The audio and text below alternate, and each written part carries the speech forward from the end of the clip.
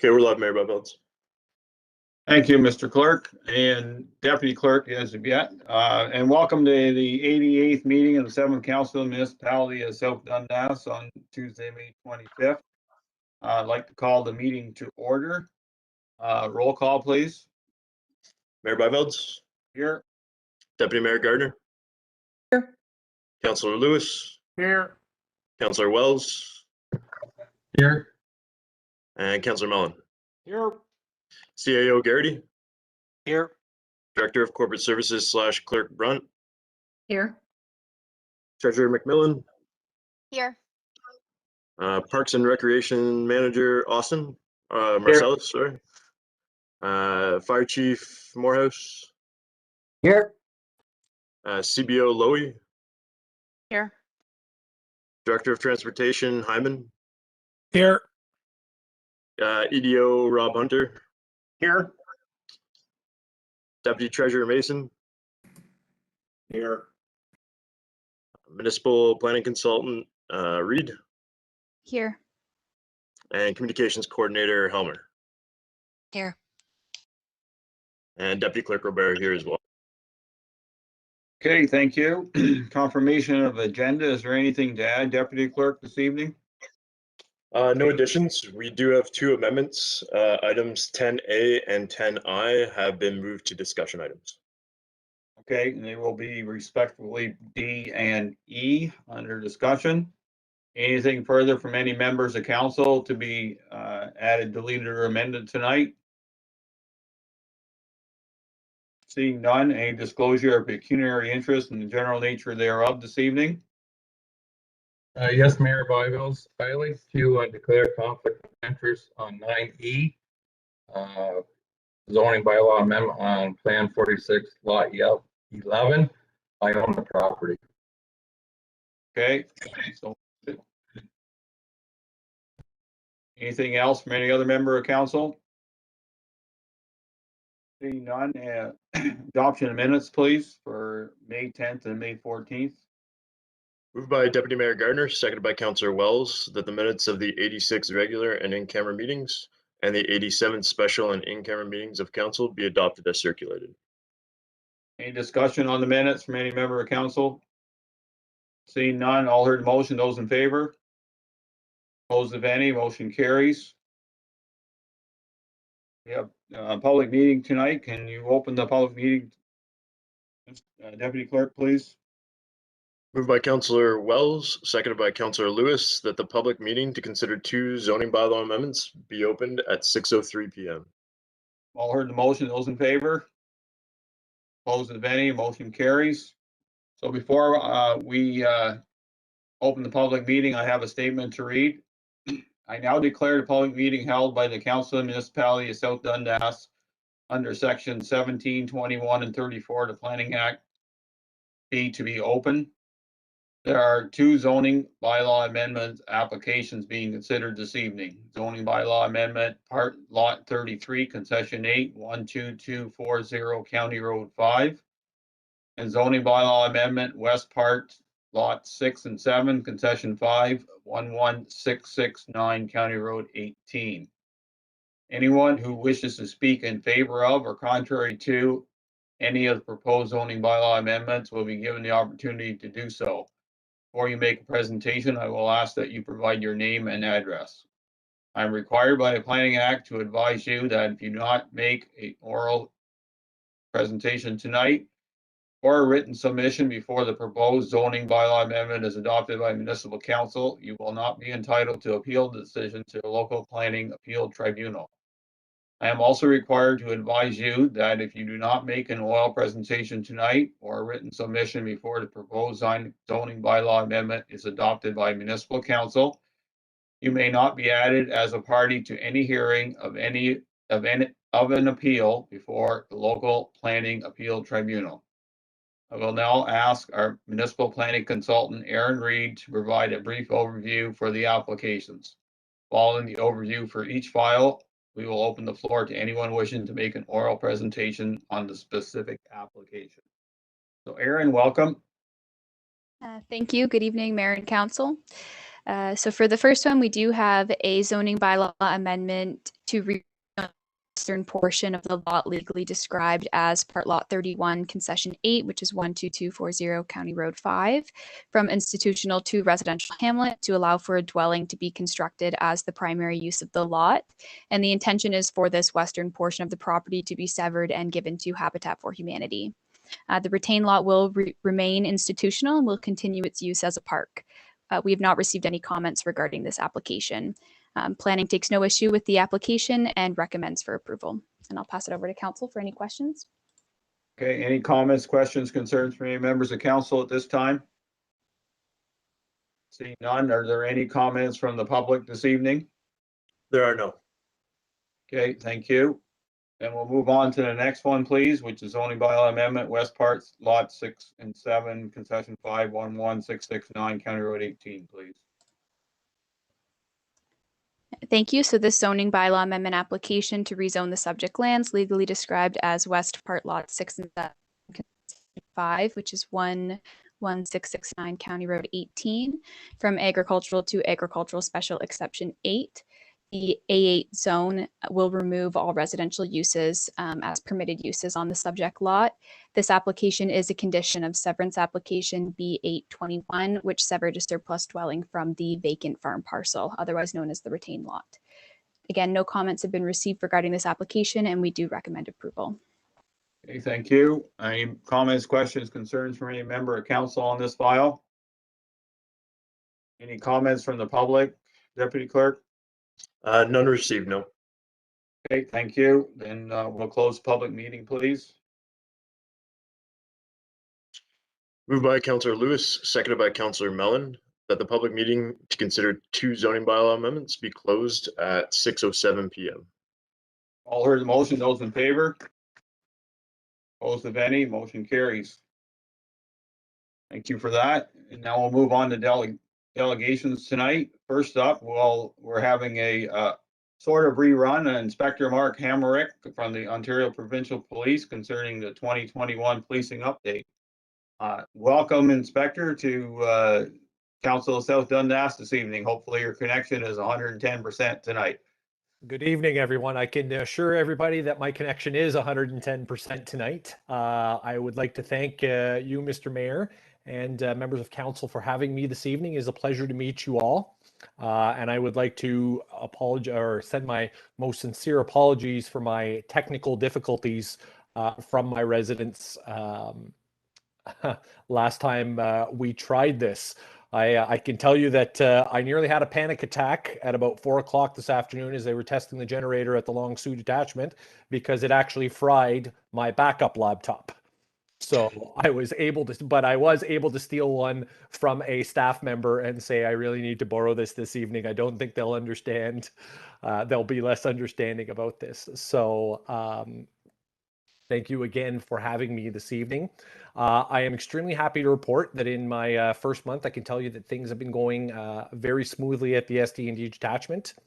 I can tell you that operationally, our biggest strain at the moment are the current border operations, which are occurring at the 401 eastbound at the Banesville en route. Although those shifts are being filled with overtime officers, and they are coming from mostly Eastern Ontario, but from some from Central and some from our Highway Safety Division in Toronto as well.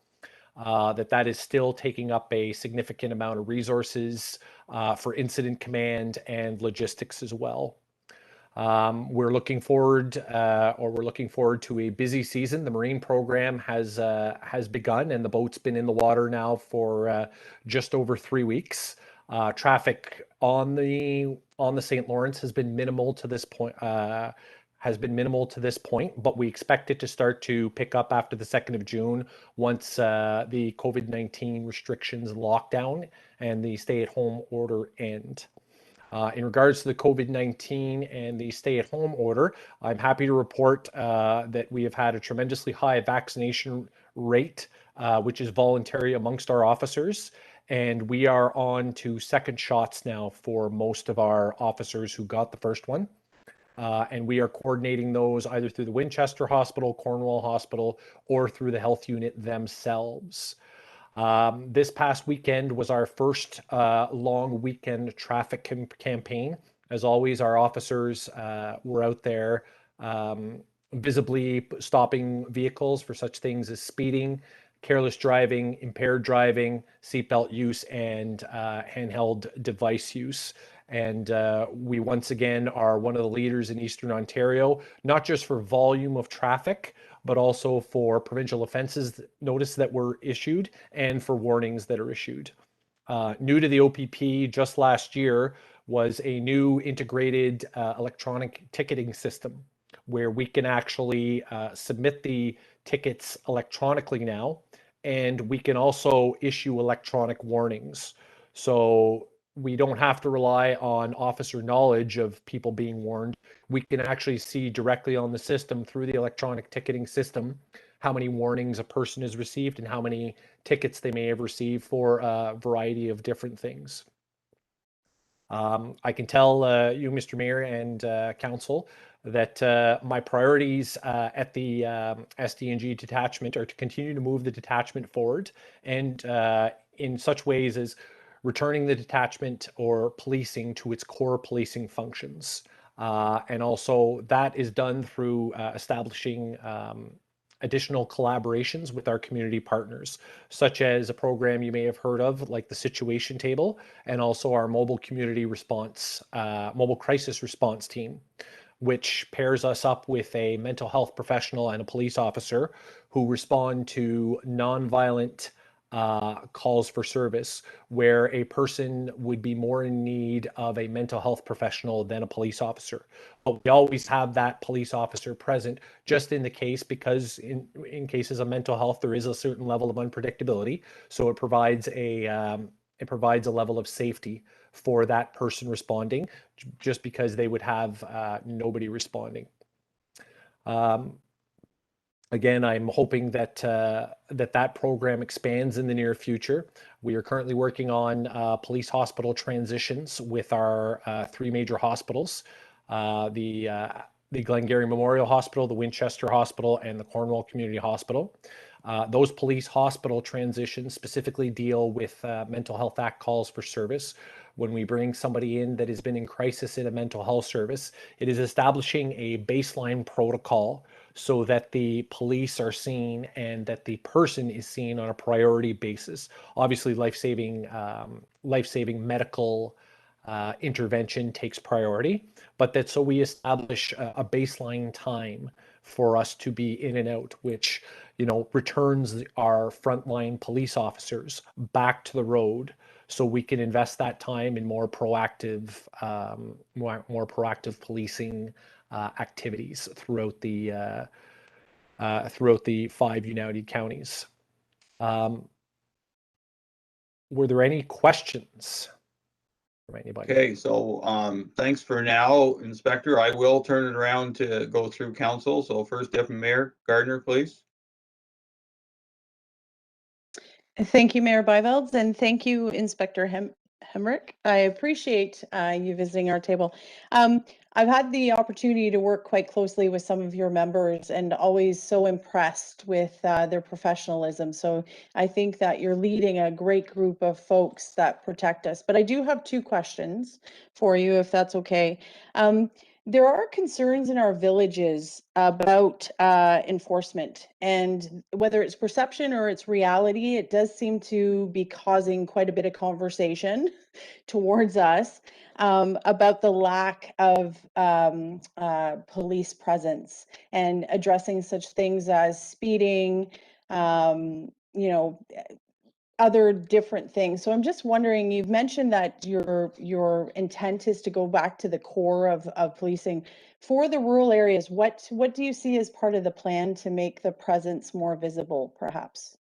Well, as I said, as I mentioned, part of our plan to move back to the core policing functions, which are crime prevention, traffic safety, and when I say traffic, I also include our trails and marine in there.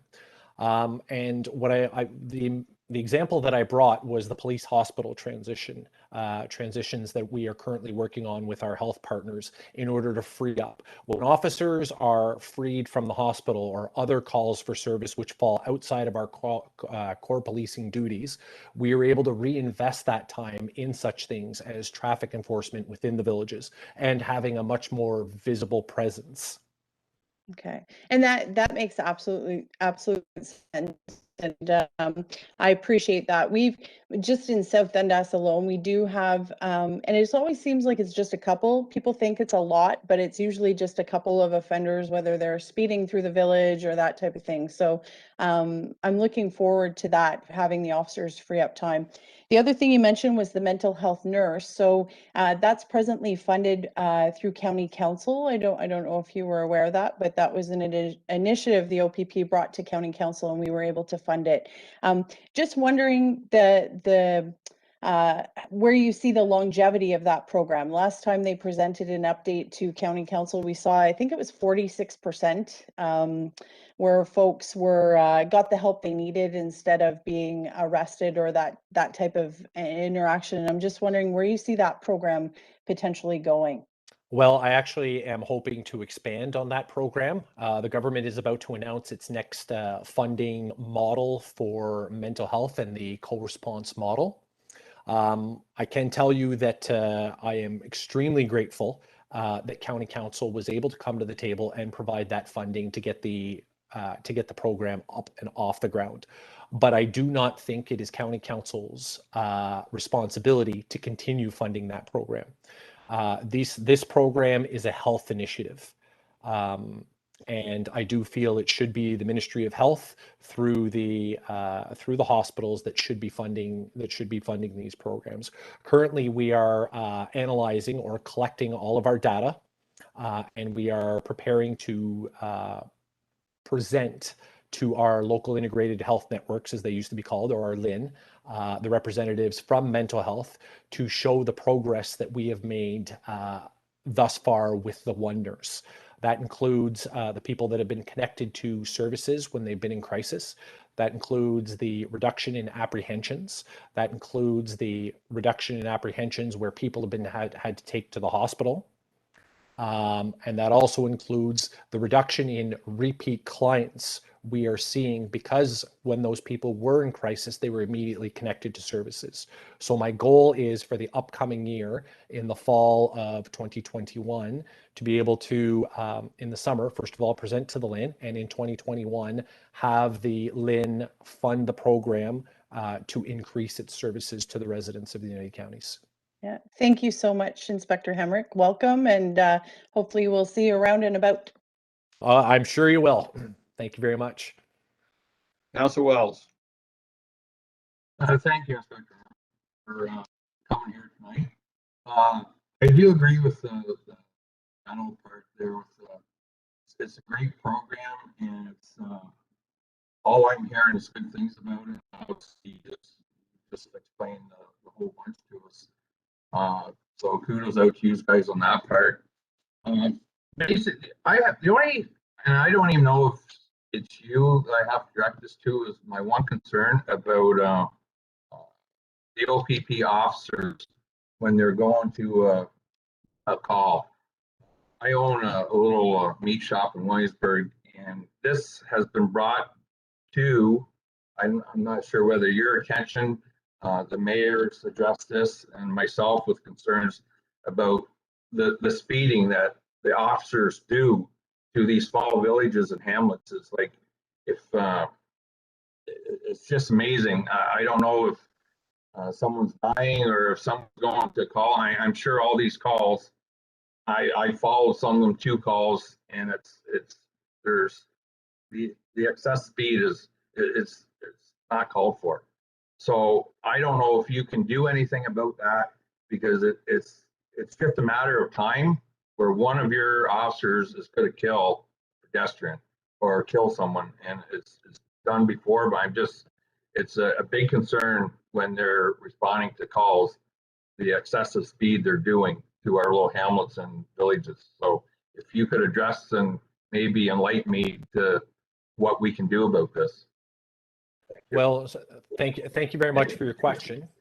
And if there are ever concerns about vehicles that are traveling at a higher to what is perceived to be a too high rate of speed through the hamlets and through the villages when they are responding to calls for service, you yourself or any member of council, if you do receive complaints of that nature, please bring them forward to me. We are constantly reminding our officers that they need to be mindful of their speed. Even when they are responding to life-threatening calls for service. And we remind them in the fashion that you're no good to anybody if you never make it to that call. And that they need to be mindful of everything that is going on while they're proceeding to one of those calls. And all of our vehicles do have global positioning satellites in them, and the officers are aware of that. And that if we needed to, we could find out, about their speed for a particular call on a particular day. We can retrieve all of that information. Now, I certainly am not the type of commander that plays Big Brother. I do not sit with, the GPS program open and monitor every call that comes in and the speeds that are going on. I provide my officers with, I have great faith and confidence in my officers that they are acting with integrity and the utmost care for everything they are doing, or the utmost care and consideration for everything they are doing. But again, if there is a problem with speeding cruisers going up County Road 31 through Williamsburg or tearing through 18 through the hamlets, please bring those concerns forward and we will address them at the detachment. Okay. And I appreciate that. Like I said, we've already brought it to the attention of you guys, and it seems it hasn't been addressed yet. I hopefully I said, like, wouldn't even ask you, like you said, being a big brother, they have to use their own list, like, okay, how fast do we go, like, slow down, because I'll tell you, it's just a matter of time. Honestly, it's unreal. But like I said, other than that, everything these guys are doing is great. So keep up the good work. Thank Well, you. I can certainly say that I will address it at my next NCO's meeting, reminding my sergeants to speak with their patrol officers, and during my one-on-one conversations with all the members, I certainly will remind them, about being mindful about their speed, because as you said, the last thing we want is a tragedy involving a citizen and an officer occurring on our roadways. And just one last comment to your comment. You're no good if you don't make it to the call. So that's just, it is what it is. It's saying right there, like, just be careful and everyone. So thank you very much. Welcome. Council Lewis, please. Now, the only question that I had, and the deputy mayor asked it, was the speeding through town. But I can honestly say that where I live, I've seen two police vehicles driving one way and one the other way today, which I haven't seen in quite a while. I know they can't be everywhere at the same time. I honestly think they're doing a pretty good job out there. And I'd like to thank you, Inspector, you and your crew for doing such a good job. Thank you. Thank you very much. Council Mellon. Thank you, Mayor Byvelds. Thank you, Inspector, for the report. I guess right at the start of your report, you had mentioned that you're being pretty well maxed out with overtime on the 401 eastbound at the Bainesville exit. Where does the money come from to cover the overtime due to any restrictions or travel restrictions and whatnot? Is that coming out of the SD&G budget, or does that come from the province, maybe yourself or the mayor could? I just wondered if we're spending more money than a lot of time and money policing that. Hopefully, we're going to be compensated somehow. That I certainly can answer that question, and Mr. Mayor, I can say that so in regards to the COVID, we've just received an update from the Municipal Policing Bureau, and I have not shared this with the CAO of the United Counties yet, but that all calls related to the any calls related to COVID-19 or its enforcement are being looked after by the province. So they will not be billed back to the municipalities or the United Counties. The overtime that is being incurred at these provincial checkpoints that is once again a provincial responsibility and will not be billed back to the municipalities. That's good news. I'm glad to hear it. Thank you, Inspector. Other than that, hope to see you. Well, hope to see you soon. Maybe not, but anyways, yeah, you know, in other circumstances. Yeah. Shut up now. Okay, quiet. Well, Inspector, I'd like to thank you for your presence at our council meeting tonight. It shows that you want to be involved in policing in Stormont, Dundas, and Glengarry, specifically in the municipalities that are served by the counties. I think we have a great police package with the OPP and the counties, and we want to ensure that some of the concerns, not only from South Dundas, but any of the lower tiers, are always addressed as best as possible. So you heard some tonight. There's no sense in me repeating them. I think if you know, they can be addressed, that's great. I know that it's all resources in the end. So hopefully, as I said, we can work together to well in the future. So thank you again. Well, thank you very much, Mr. Mayor, and thank you very much, councillors. I will certainly, I would like to certainly thank you for the very kind words you have provided the members of the SG&G detachment, and I will certainly pass those on to them. I know that we have, once again, we have a very committed group of members to providing you guys with the best service possible and to ensuring that our communities of the United Counties stay safe. I wish everyone a great evening and good rest of the meeting. Okay, thank you very much. Thank you. Thank you. Our next delegation this evening is Jamie Pollock from MNP LLP concerning the 2020 Auditors Report. Jamie, welcome back to South Dundas Council. Well, thank you very much, Mr. Mayor. I believe you have the financial information in your package. Everyone, I believe, knows who I am. I'm Jamie Pollock, a partner with MNP, Chartered Professional Accountant, and I'm happy to be here tonight to review the financial statements package with you. If there's any questions or concerns at any time, please stop me and I'll be more than happy to answer your questions. If we turn, and I don't know what you have right in front of you, but one thing that's new, and I'd like to start with the management responsibility for the consolidated financial statements, which is something new that's required under public sector accounting standards. And it's just management acknowledging that they are responsible for these financial statements while we do the audit. We do put these statements together. Ultimately, the responsibility of the financial statements comes from the management of your financial information in your accounting systems that's operated by your staff. The next page in there is our draft auditor's report, and I'm proud to come with you to indicate that we're in position to issue a clean audit opinion on your statements again this year. Our independent auditor's report is addressed to the members of council, inhabitants, and ratepayers of the corporation of the municipality of South Dundas. Our opinion paragraph, which is our second paragraph in the report, states, in our opinion, the accompanying consolidated financial statements presents fairly in all material respects the financial position of the municipality as of December 31st, 2020, and the results of its consolidated operations, changes in net debt, and its consolidated cash flows for the year then ended in accordance with Canadian public sector accounting standards.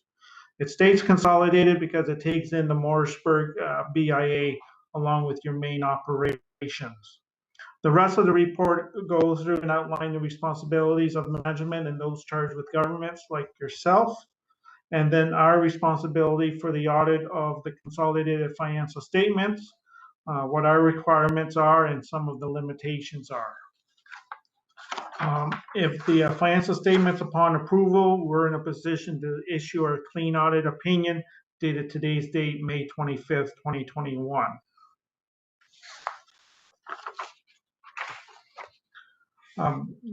Going kind of through the financial statements, the statement of finance position, this is your balance sheet at a particular point in time, which is at December 31st, 2020. And overall at the bottom, don't want to get you too excited, but the accumulated surplus, which includes your tangible capital assets, is 93.4 million compared to 90,604,000 the previous year, an overall increase of $2.4 million. And mainly that is your investment in your tangible capital assets. If we go up about 2/3 from the page, we have net debt, $328,290 compared to $577,624 from the previous year. Net debt is really your financial assets less your financial liabilities. So it's actually gone positive movement for the year of $249,334. So that's the start indication, and I'm going to get to it, that you actually had a good fiscal financial year for 2020. If we go up at the top under assets, total assets is 14.68 million compared to 15.6 million, a decrease of $935,000. Most of that decrease is in cash. You'll see it's at 6.7 million compared to 7.9 million, a decrease of 1.2 million, but there's a good reason for that, and I'll explain it under the liabilities section. Taxes receivable, regarding with COVID, I know you put a deferred program, payment program in place, but your taxes actually went down by $228,000 in the year. So it's nice to see that your taxes went down regarding the year that we had with COVID-19. Accounts receivable, that is up by $511,000. But that's outstanding government grants, mainly for the work continuing to be done with the air quality wastewater treatment plant. It's at 2.7 million compared to 2.2 million. Under liabilities, total liabilities is 15 million compared to 16.2 million, a decrease of 1.2 million. Accounts payable, first line under liabilities, is just under 1.7 compared to 1.1. Increase of 574,000, and that's mainly the increase in your construction holdbacks on ongoing capital projects at December 31st, 2020. The two lines I want to point out to you is deferred revenue, note 4, and deferred revenue obligatory reserve funds. So deferred revenue, you'll see it's 676,000 compared to 1.4 million. It's a decrease of $766,000. And what deferred revenue really means is that it's funds that you receive in previous years or in the current year, but you haven't utilized them till 2020. So what's in that deferred revenue is the OC funding. At the start of the year, you had $457,000. You received another $418,000 in the year, but you utilized $864,500 of that for capital projects. Another part that makes up the deferred revenue is your green infrastructure fund, which pertains to the air quality wastewater treatment plant. You had an opening balance of $958,000, but you utilized $321,000 of that in capital work during the year.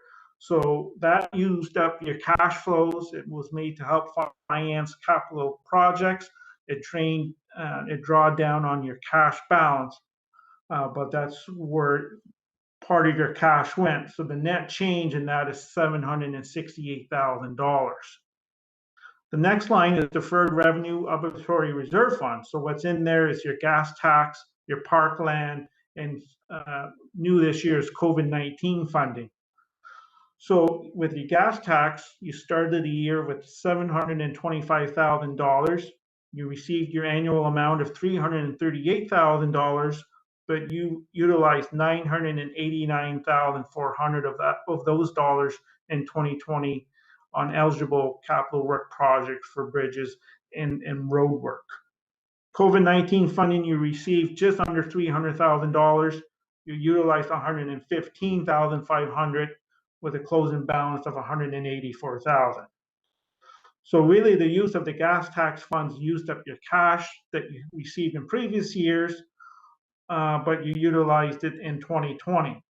So those two changes alone adds up for your decrease in your cash balance. So approximately $1.28 million. So with that happening, with the year that you have, which I'll get into more details, your cash balance really stayed the same if this didn't happen. Like your taxes going down will help with your AR, but same with your AP and your surplus, which I will get to in a few minutes.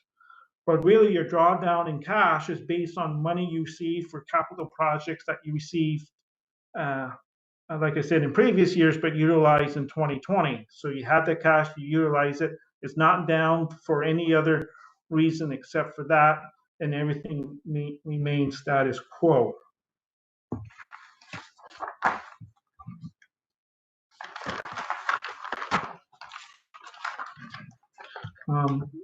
Municipal debt, you'll see that's gone up at 7.8 million from 6.6, which was used to help cover an additional loan for the closing of the Williamsburg landfill site. And then you will see under accrued landfill closure costs went down by almost $1.8 million, which is of course the capping of the landfill closure clause in Williamsburg. So those two offset each other. Total liabilities, 15 million compared to 16 million the previous year. Net debt, 328,000, a positive increase of $249,000 from the previous year. I know when you look at net debt, you're kind of worried, well, why are we in negative? Previously, we used to be in a positive territory. But one thing I don't really like about the financial statements, and it's actually going to hopefully change in a few years, is that most of the municipal debt that you have, 7.8 million, relates to your tangible capital assets. The tangible capital assets is recorded below as part of the $93 million. If you take that 7.8 million out, well, you're going to have positive net financial assets of $7.5 million. So don't because the municipal debt, yes, it's a financial liability, but you have anywhere from 10 to 45 years, well, maybe not that long, 40 years to pay this debt, and it's all shown as one item. The key numbers I always like to look at is your cash, very healthy at 6.7, taxes receivable 1.2, and AR at 2.7. But when you look at your accounts payable, it's 1.7 million. So I looked at as your working capital or your working capital ratio, and you can tell that's very healthy of a balance of almost 3-to-1. And you're in excellent financial shape when you look at those key numbers alone: cash, taxes, accounts receivable, less accounts payable. If we turn the page to page 2, the consolidated statement of financial activities, and this is recorded for public sector accounting standards. If you look at third line from the bottom, you'll see your annual surplus for the year in the middle column is $2.7 million compared to a budget of $1.4 million. Now, before you say, Mr. Auditor, that seems extremely high to be our surplus for the year. And I will say that's exactly correct. That is high because that's not really what your operating surplus that we have communicated to you in the past is. And because this amount includes amortization expense, but it does not include any of your capital tangible asset purchases. So every year I do provide a one-page summary. I believe it's in your package, and it was at the start, I believe. I kind of skipped over it, but it kind of really summarized really the year that you had. And I can say that you had an excellent year. You had surplus in all your water and sewer systems, totaling $335,588. You had a surplus in your operating for the year as well for $443,022. So those two surpluses add up to $778,610. So like I said, you had an excellent year, regardless how COVID has impacted the municipality. And we can show, and I'll go through this one-page summary showing how what COVID has done, good and bad, but it has impacted your operations for the year. So Jamie, before you go on, Yes. you are discussing the sheet that says analysis of operating surplus, is that correct? That is correct. Okay, for council's information, that is page 68 of our package. Just making sure that everybody's on the same page. So go ahead, not a problem. It wasn't at the beginning, it was at the end. Okay, well, I appreciate that, Mr. Mayor. So if we look at the revenue, and I just look at kind of the operating fund and your analysis of your operating surplus, your total revenue for the year in the middle column, 13.3 million compared to a budget of 12.9 million. You're over by $377,000 or 3% increase, which is good to know to have in the year. Your taxation just over budget by $16,000. Your fees and service charges, yes, you had a drop in some areas, but you actually came positive with $27,000, and that's due to tip and fees at the landfill site. That was over budget by $69,000. But your recreation revenue, as expected, that was down by $57,000, and part of your planning and administration revenue was down by $54,000. Grants, you're higher by 232,000, and that's with all the COVID funding that came in from the ministry and from local governments of the city and the counties. That totaled $232,000. So that funding came to help offset any of the costs incurred, plus any wages lost because of COVID-19. Interest, you had a deferral program for your payments on your taxes receivable. So that actually resulted in less interest earned in the year as budget. So that loss of interest revenue was $40,800.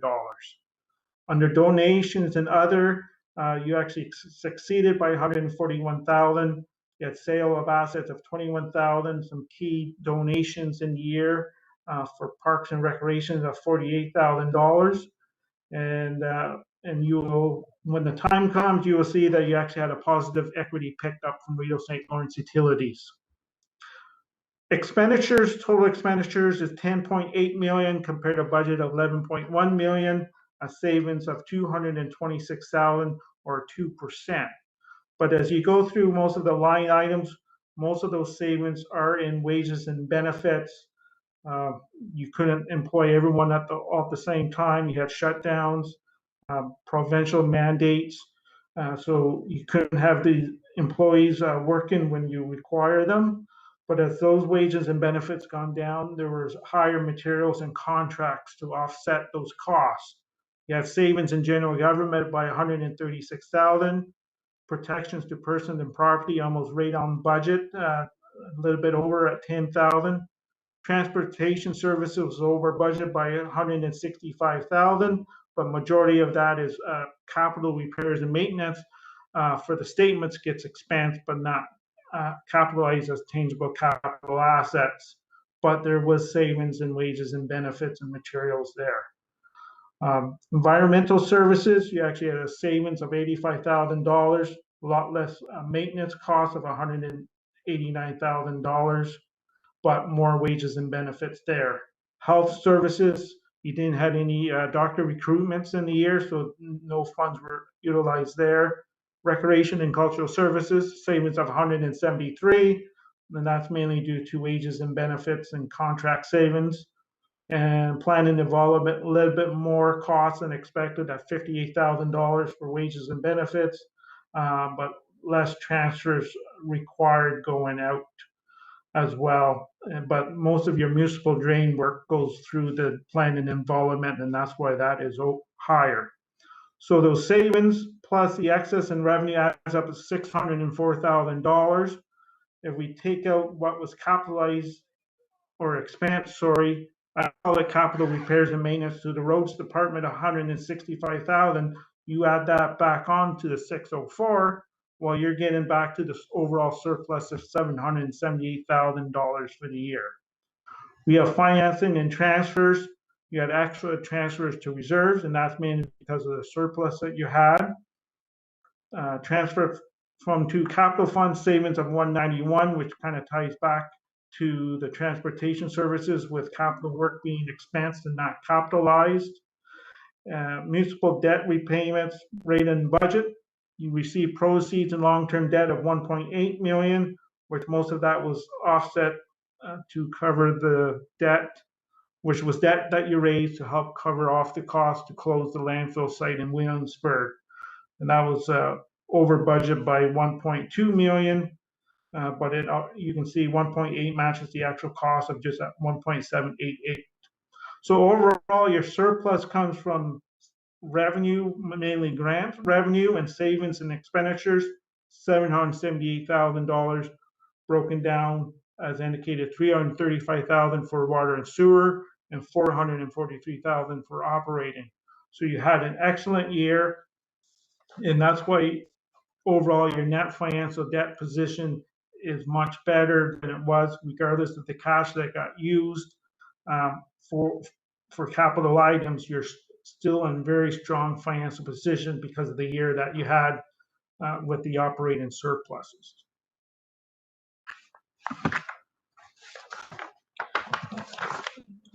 Just a couple of things I'd like to point out too, and I kind of do this each year. Under the schedule of tangible capital assets, the net book value, which is recorded for accounting purposes, is not your replacement value or your fair market value, $93.5 million compared to $91 million.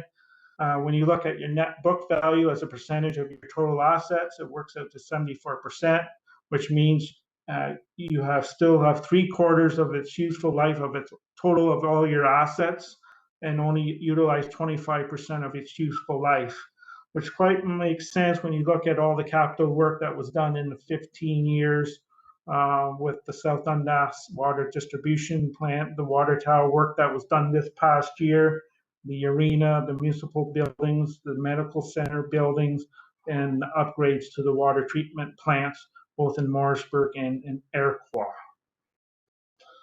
So this is broken down by asset type, buildings, vehicles, equipment. And you can see most of the second line from the top, the additions, most of it is done in roads, 1.2 million, and water and wastewater system, $2.1 million for your two biggest ones, plus fleet replacement on your vehicles of just under $1 million. The next page is just the same schedule, just presented by department. If you look under the second line, additions, transportation carries the bulk of those additions of 2.9 million, and then environmental services at 1.4 million, and family recreation at $826,000 in the year.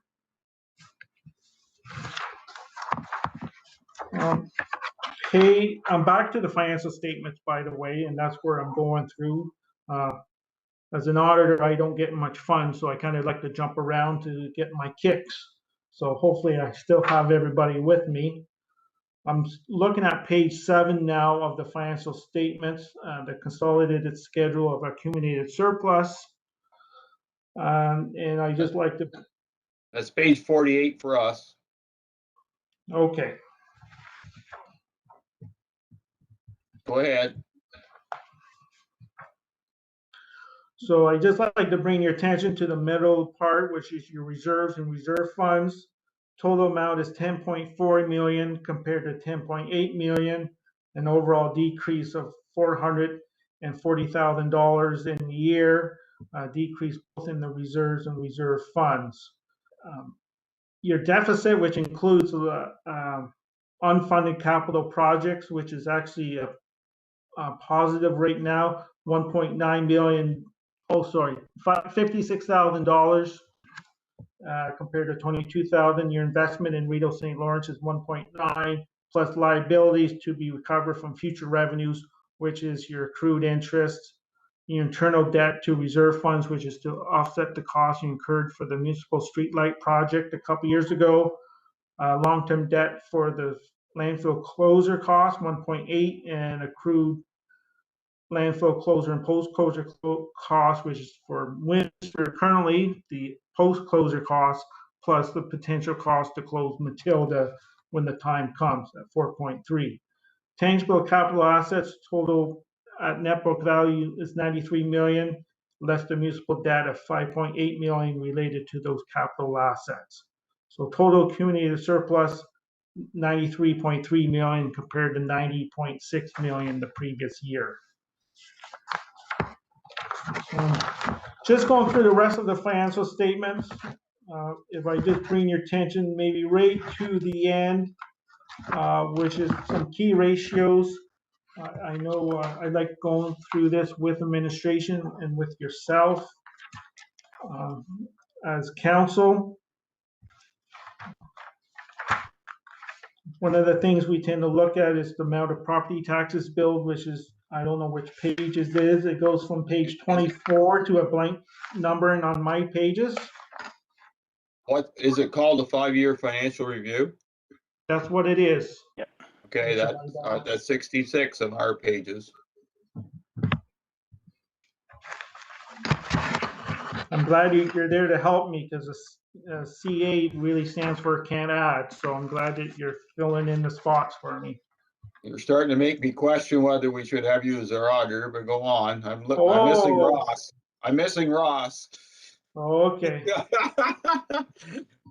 Go on. I used to help Ross fill in the blank where the page numbers are when I assisted him, and I don't have an assistant today. So I'm on my own, keeping That's my head true. above water. So Go ahead. So just we see a 5-year comparative, your annual surpluses. You had an excellent year of 2.8, and that's mainly because of deferred revenue earned from those projects such as the gas tax, the OSEF loan, the JEF fund, and that's mainly 2.2 million that's driving that. Property taxes billed for 2020, just over $21.8 million, broken down for your purposes, upper tier municipality and school boards. Overall, from the last 5 years, that's an increase of over $2 million or a 10.36%. If you analyze that rate over 5 years, it's 2.07%. So the amount of your taxes that you are dealing and what's rate set by the upper tier counties and the school boards is kind of keeping up with inflation, and that's something we expect to see of administration to do to help raise the necessary taxation dollars to finance your ongoing operating costs. On the next page, page 67 in your package, the taxable assessment is 1.7 billion compared to 1.4 billion. Overall, that has increased on an annualized basis of 4.86%. When you look at your municipal residential tax rate, the amount in 2020 is 0.511, where 5 years ago was 0.471, an increase of 0.4 rate in your rate, which works out to 8.5% over those 5 years and works out to 1.7% on an annual basis. So what it tells me is that while you're increasing your residential tax rate, you're using your growth in your taxable assessment to help drive your increase in your taxation revenue dollars. So that's good to know that you're using that as your main driver to, unfortunately, well, as a ratepayer, invoice the ratepayers accordingly to bring in the necessary taxation dollars to help finance the operations for the township or the municipality in 2020. Some under the financial indications, you will see percentage of its own tax levy. This is your tax arrears. Its lowest rate in 5 years at 15%. When you look at the total levy, it's at 5%, so that's gone down by 1%, and the other rate gone down by 3%. To see it below and lower is really excellent to see for a lower tier municipality. You'll see your municipal thrown back up to 7.8 million. Some of your sustainability ratios.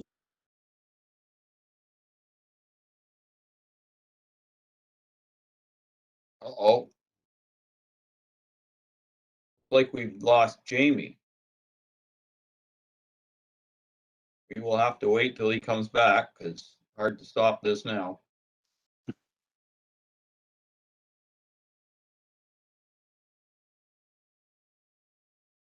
Capital assets, it's 8.41%.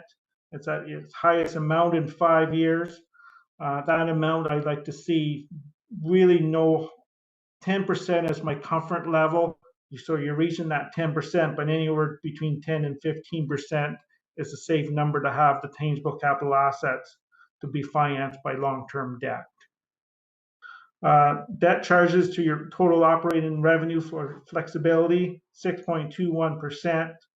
When I look at this number, I really don't like to see it higher than 10%, but so you do have a lot of room to take on more debt if you choose to, but my understanding that you have, if you have more than 10% of your operating revenue going right to cover off debt payments, well, that's tying up dollars that could be utilized for other purposes.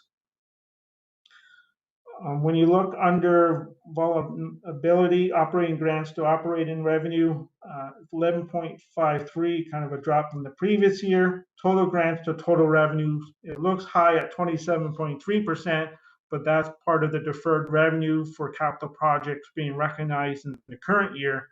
If you take that $2.7 million out, that rate becomes 16%, and it kind of follows a downhill trend from the last couple of years as expected. The reserve coverage, and just looking at your reserves, the $6.1 million is a decrease almost by $105,000 from the previous year. It represents 45% of your operating expenditures. We always like to see that between 25 and 50%. Because of the surplus that you had in both operating and water and sewer, that has gone up from 34% back to 45%. So you do have reserves and reserve funds to be utilized for future capital projects, that you have room there. And reserves to working capital, 0.88. Obviously, if you have the working capital there to, for your reserve, that indicates good financial health, that you do have your working capital in place, like your cash, your taxes receivable, AR being collected on a timely basis to pay down the debt. So obviously we like to see that closer to 1, but at 0.88, that's a very good number to have. So that is my financial report on the financial statements for the year. The financial indicators indicates that you had an excellent year with a surplus in operations of $443,000, surplus in water and sewer of $335,000. The net debt has gone down, but once you exclude the long-term debt and even the accrued landfill closure costs, you're actually in really great financial shape. Okay, Jamie, well, we thank you so far. I do have, just want some clarification. We do appreciate that that you reported a surplus back, and you know it's not your work that generated it. You just ran the numbers. It's staff doing the work to save dollars on the budget along with council. The $443,000, was that are all those dollars? Not that I'm in the need of spending it, but I've had this discussion with others about how a surplus gets generated. I noticed a lot of COVID dollars are in there. Are all those dollars available to do what we wish, or are some of them still in reserve funds? And the other question I have with that, along with that, is there's a small differential in our inventory. I'm assuming that's the salt inventory that we have on hand. Was that part of our surplus or not? Okay, well, those are good questions. So first of all, the COVID amount that you see in revenues is the COVID funding that was recognized to offset costs and then it depends on the funding project. There is some COVID dollars that you received in 2020 that is being deferred into 2021. So it's not all recognized, and because it wasn't utilized for all its specific purposes in 2020, and that amount being deferred to be utilized in 2021 is $184,039. So only part of it has been recognized. Obviously, COVID has gone into 2021, and those dollars are there to utilize to help offset any additional costs or lost revenue that the municipality has incurred for 2021 coming up. So that $443,000, that is the municipality surplus that gets placed into your general working capital reserve, and that is available to be utilized at council's discretion. The change in inventory, yes, that will be the change in salt and sand at the end of the year compared to the previous year. Yeah, so there's an increase there of $39,000, and that's always kind of a timing issue based on if you have an early or late start to the winter season in December. And that's why that, and of course prices, so that's why that has increased from the previous year. Okay, but so my question to you is that differential, that isn't part of the surplus, correct? That is not, actually, that is part of the surplus, because as the inventory gets increases, that reduce kind of your salt purchases for the year, which kind of adds to the surplus. So yeah, that's, you could say that's part of your 2020 dollars utilized, kind of carry forward to be utilized in 2021. So just the change in the year has affected your surplus to the good actually by $39,000. Okay, I understand that, but that $39,000 is tied up in salt, so we can't really spend it, correct? Yeah, that's correct. You already have spent those dollars. You just now have to utilize the salt that you kind of prepaid for. Yeah, but this came from a conversation at the counties last year where we had $1 million of surplus because of salt inventory, and I had the argument that that really isn't surplus, it's just inventory sitting there, it's an inventory differential, so it's not necessarily dollars going in your working reserve. It will save you dollars down the road because you don't have to spend it if you have it already in inventory. And I agree with that, Mr. Mayor, that it looks like you have a surplus because you put those dollars aside, which you already spent. But you're basically, if you look at another way, you've already utilized, put money in the salt that will save you money in 2021 because you already prepaid for it to be utilized in your 2021. So yes, if you look at it, $1 million, you spent that money, it looks like you had a great surplus, but you're just ballparking that $1 million for next year's budget. So this is very similar on a smaller scale that you budget transferred or prepaid part of your 2020 budget to be utilized in 2021. Okay, well, I think we're still going to agree to disagree on that we can't spend money that's sitting in inventory, but anyway, we'll see what happens at the counties when we have our reconciliation by your partner. I'm assuming your partner will be showing up at that time. One further question before I turn it over to council. You had talked about debt levels, and as you know, council and the municipality have incurred more debt by necessity, mainly because of landfill closures and other things that we are have either come into that need to be paid for or investing in the municipality for future use. You had mentioned that you are not super concerned by our debt levels, but are you somewhat concerned where we're going? Because yes, there are more debt that we did add on for this year going for a project in Dutch Meadows.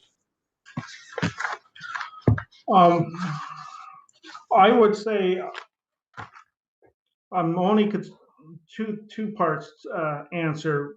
When you look at the numbers right at the December 31st, it really indicates no concerns. But I guess my second response is just to keep an eye on the direction that you're going.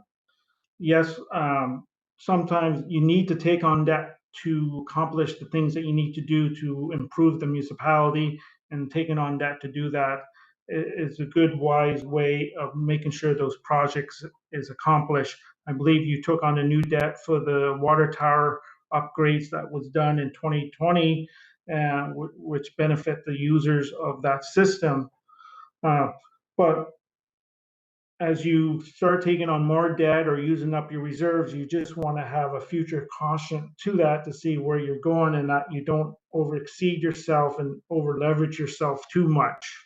So right now it's not a concern, but it depends on what you do in 2021 and 2022. It's just something the administration and council needs to keep their eye on. And like I said, if you start to get 10% of your operating dollars tying in just to pay down debt, well, then as auditors, we have a concern that it's kind of tying up your money and not have the flexibility to utilize those taxation dollars to other spots. So right now, it's not a concern, but just keep an eye on as it goes. But you might get in, you probably won't get in trouble if you do this carefully, but if you take on too much debt too fast, it could get you into trouble. So just keep an eye on it would be my response to that, Mr. Mayor. Okay, well, I appreciate that. I do agree with you. We're a bit challenged, and we're trying to, there's some business attitude here that, we can't have the current users pay for something that should be paid by future users, but we will certainly take your advice. It's been a challenge. We're at a level we're probably starting to get uncomfortable, but we'll do our best to make sure that we keep all that in mind. So thanks for that. So Deputy Mayor Gardner, start, please. Thanks, Mayor Byvelds. Jamie, thanks for your report. I don't have any questions at this time, other than sitting around this table the last year has been crazy with the pandemic and everything. So I'm pretty happy with the report, because we did have to make some big decisions that cost a lot of money. So thank you. Hey, Council Wells. Thank you, Jamie, for the report. I think next year it's not, when we're sitting here, it's not going to be as rosy, but hopefully we can keep our spending down, because there's a lot of stuff that came on our plate this year that was we knew were coming, some were unexpected. On another note, I just went back to my notes last year when you did your report. And in your report, you said about this is just a small item, but I always bring things back about the time sheets and that the staff and that were filling out. I got it down here. You said there were some duplicates and all that. So with all the directors and staff in charge of timesheets, how did everything go through this year for you? Did you see any areas? Because not a major concern, but you brought it up, so I just want to recap. When it comes to some like the timesheets and the controls over that, we did not come across any issues with that during the fiscal year or during our sample testing. So we're satisfied with that. Okay. That was the only comment. Like I said, it wasn't a big deal. I looked up my notes and you brought it up last year, so I'm just doing a follow up to see if things were improved, which they should be. Yes. Thank you. Council Lewis. No, I have no questions. It's a good report. Good hard work, Jamie, you and your staff. And believe it or not, I stayed awake for your whole speech there. Thank you. Okay. Well, thank you very much, Mr. Lewis. Council Mellon. Yeah, there's a lot of numbers to crunch in there, and I agree. Thank you, Jamie, for giving us a good audit. And you know, yes, we got a surplus, and I'm always one of the ones, you know, jumping on the board for the surplus, but I think we have to, take everything in stride, as a surplus and, you know, what our debt load is right now and, what our reserve funds are, because, things have changed or will be changing over the next, year. And I think we, like you say, keep aware of, what our reserves are and what our debt load is. So, thank you for that. I'm good, Mayor Byvells. Okay, and like Council Jamie, I'd like to thank you for you and your staff for your audit report and the work you had to do. I also like to take this time to thank our treasury staff, Treasurer McMillan and Deputy Treasurer Mason and everyone else involved in that department. It's they do the legwork. You crunch all the numbers and make it look pretty. Well, as pretty as you can, because it's as good as I am with numbers. There's a lot of numbers here that, you know, are with the consolidation and everything else just don't make a lot of sense. But the bottom line is we're still in good shape, and I think that's what we really need to consider. It's good to have a surplus for 2020. I think, you know, putting that in our working reserve and having that in our piggy bank, especially for some of the expenses that are coming up, will certainly be helpful. And I certainly take your advice on debt, and hopefully we can manage it the best we can. So once again, thanks a lot, Jamie, for your report, and we wish you a good evening. Okay, well, thank you very much, Mr. Mayor and Council, and I would like to thank Sarah and Sean and Mr. Garrity for their assistance during that audit process. As we kind of crunch the numbers, we're crunching their numbers, and it is a big job, but we get through it every year and get to present the statements to you. And I believe we have good working relationship with your staff, and I look forward to continue working with them. And I appreciate their cooperation and sometimes patience with us, because, you know, as auditors, we tend to sometimes look underneath the stone for some things, but we greatly appreciate their cooperation, and thank you for having us tonight. Thank you. Deputy Clerk, is there a motion or anything concerning the audit report? Is that coming next meeting? I believe it's coming next meeting. Okay, thank you. So with that, thank you again, Jamie. Okay, and I just want to mention there is a recommendation letter, nothing earth-shattering, that is in your package. And the one thing I'd like to bring up before you go is that there's been a lot of work done on the municipal drain billings. And this is good work done by your staff over the last few years. One time, there was a high balance of work that was done in municipal drains that wasn't collected. 604,000 at the end of 2019. At the end of 2020, only $151,228 remained. I believe up to 5 years ago, that balance was pushing 900,000. So your administration staff has done a lot of work to bill out those costs, and that helps kind of with the cash balance that you have at the end of the year, and to be in that kind of good financial shape that you are. So other than that, thank you very much, Mr. Mayor and council members, and hopefully we'll do this in person a year from now. Okay, thank you. Thanks, Jamie, for the update on municipal drains. I know our staff have worked hard on that, so thank you again. And Thank you, everyone have Jamie. a nice evening.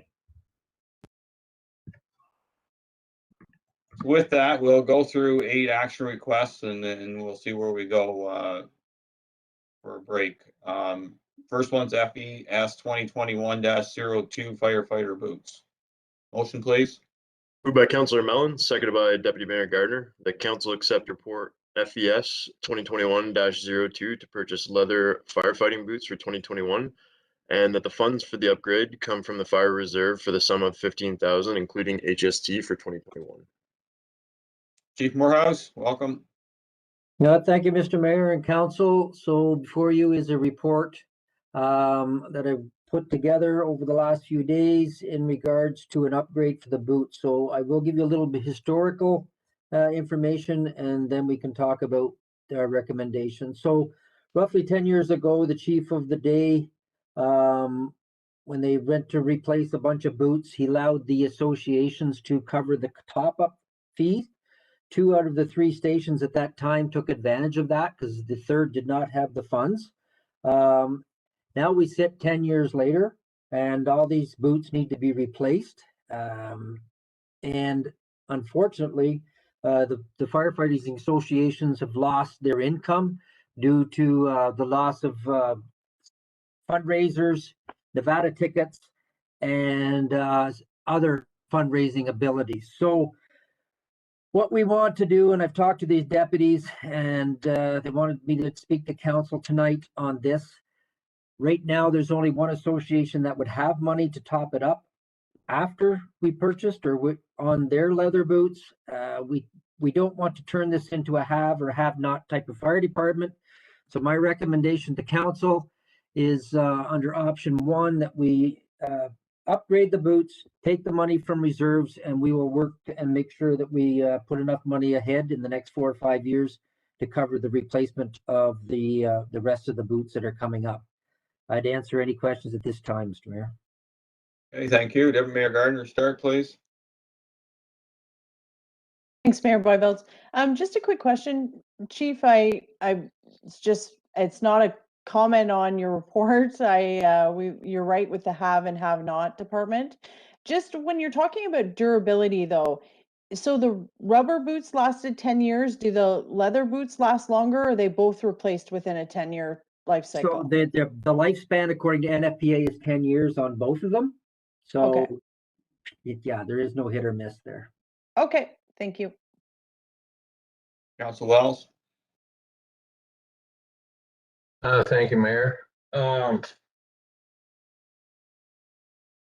Yeah, on this one here, Cameron, like I thought, like I was kind of leaning towards the leather boots. But at the end of the day, the 10 years come up, we still have to replace them. So is as much as I don't know I read your report here about comfortable and all that, but it's a lot of extra money to spend just for something we're going to throw out in the same amount of time. But if that's what our guys want, like if you think it's a need, I'm not going to hold back in comfort, and I'm not going to nickel and dime over that. But I'm always watching out for the dollar. So we're not really gaining much by spending that money if it's just a want. If it's a need and all the fire guys want it, well, then I'm up for it. So, like I said, I'm someone that always watches the dollar. So, okay, let's see where it goes. Thank you. Council Lewis. Well, I somewhat agree with Councilor Wells on this. If you can buy X number of rubber boots for $6,000 and the same amount in leather, and it costs $15,000, and they both last the same period of time, I really don't know why we would be spending $9,000 more. I can see it if they're in the rubber boots for 24 hours a day, but I don't think there's any fire that lasts that long. So I really don't know what to say on this. I would say most likely the rubber is the way to go over the leather.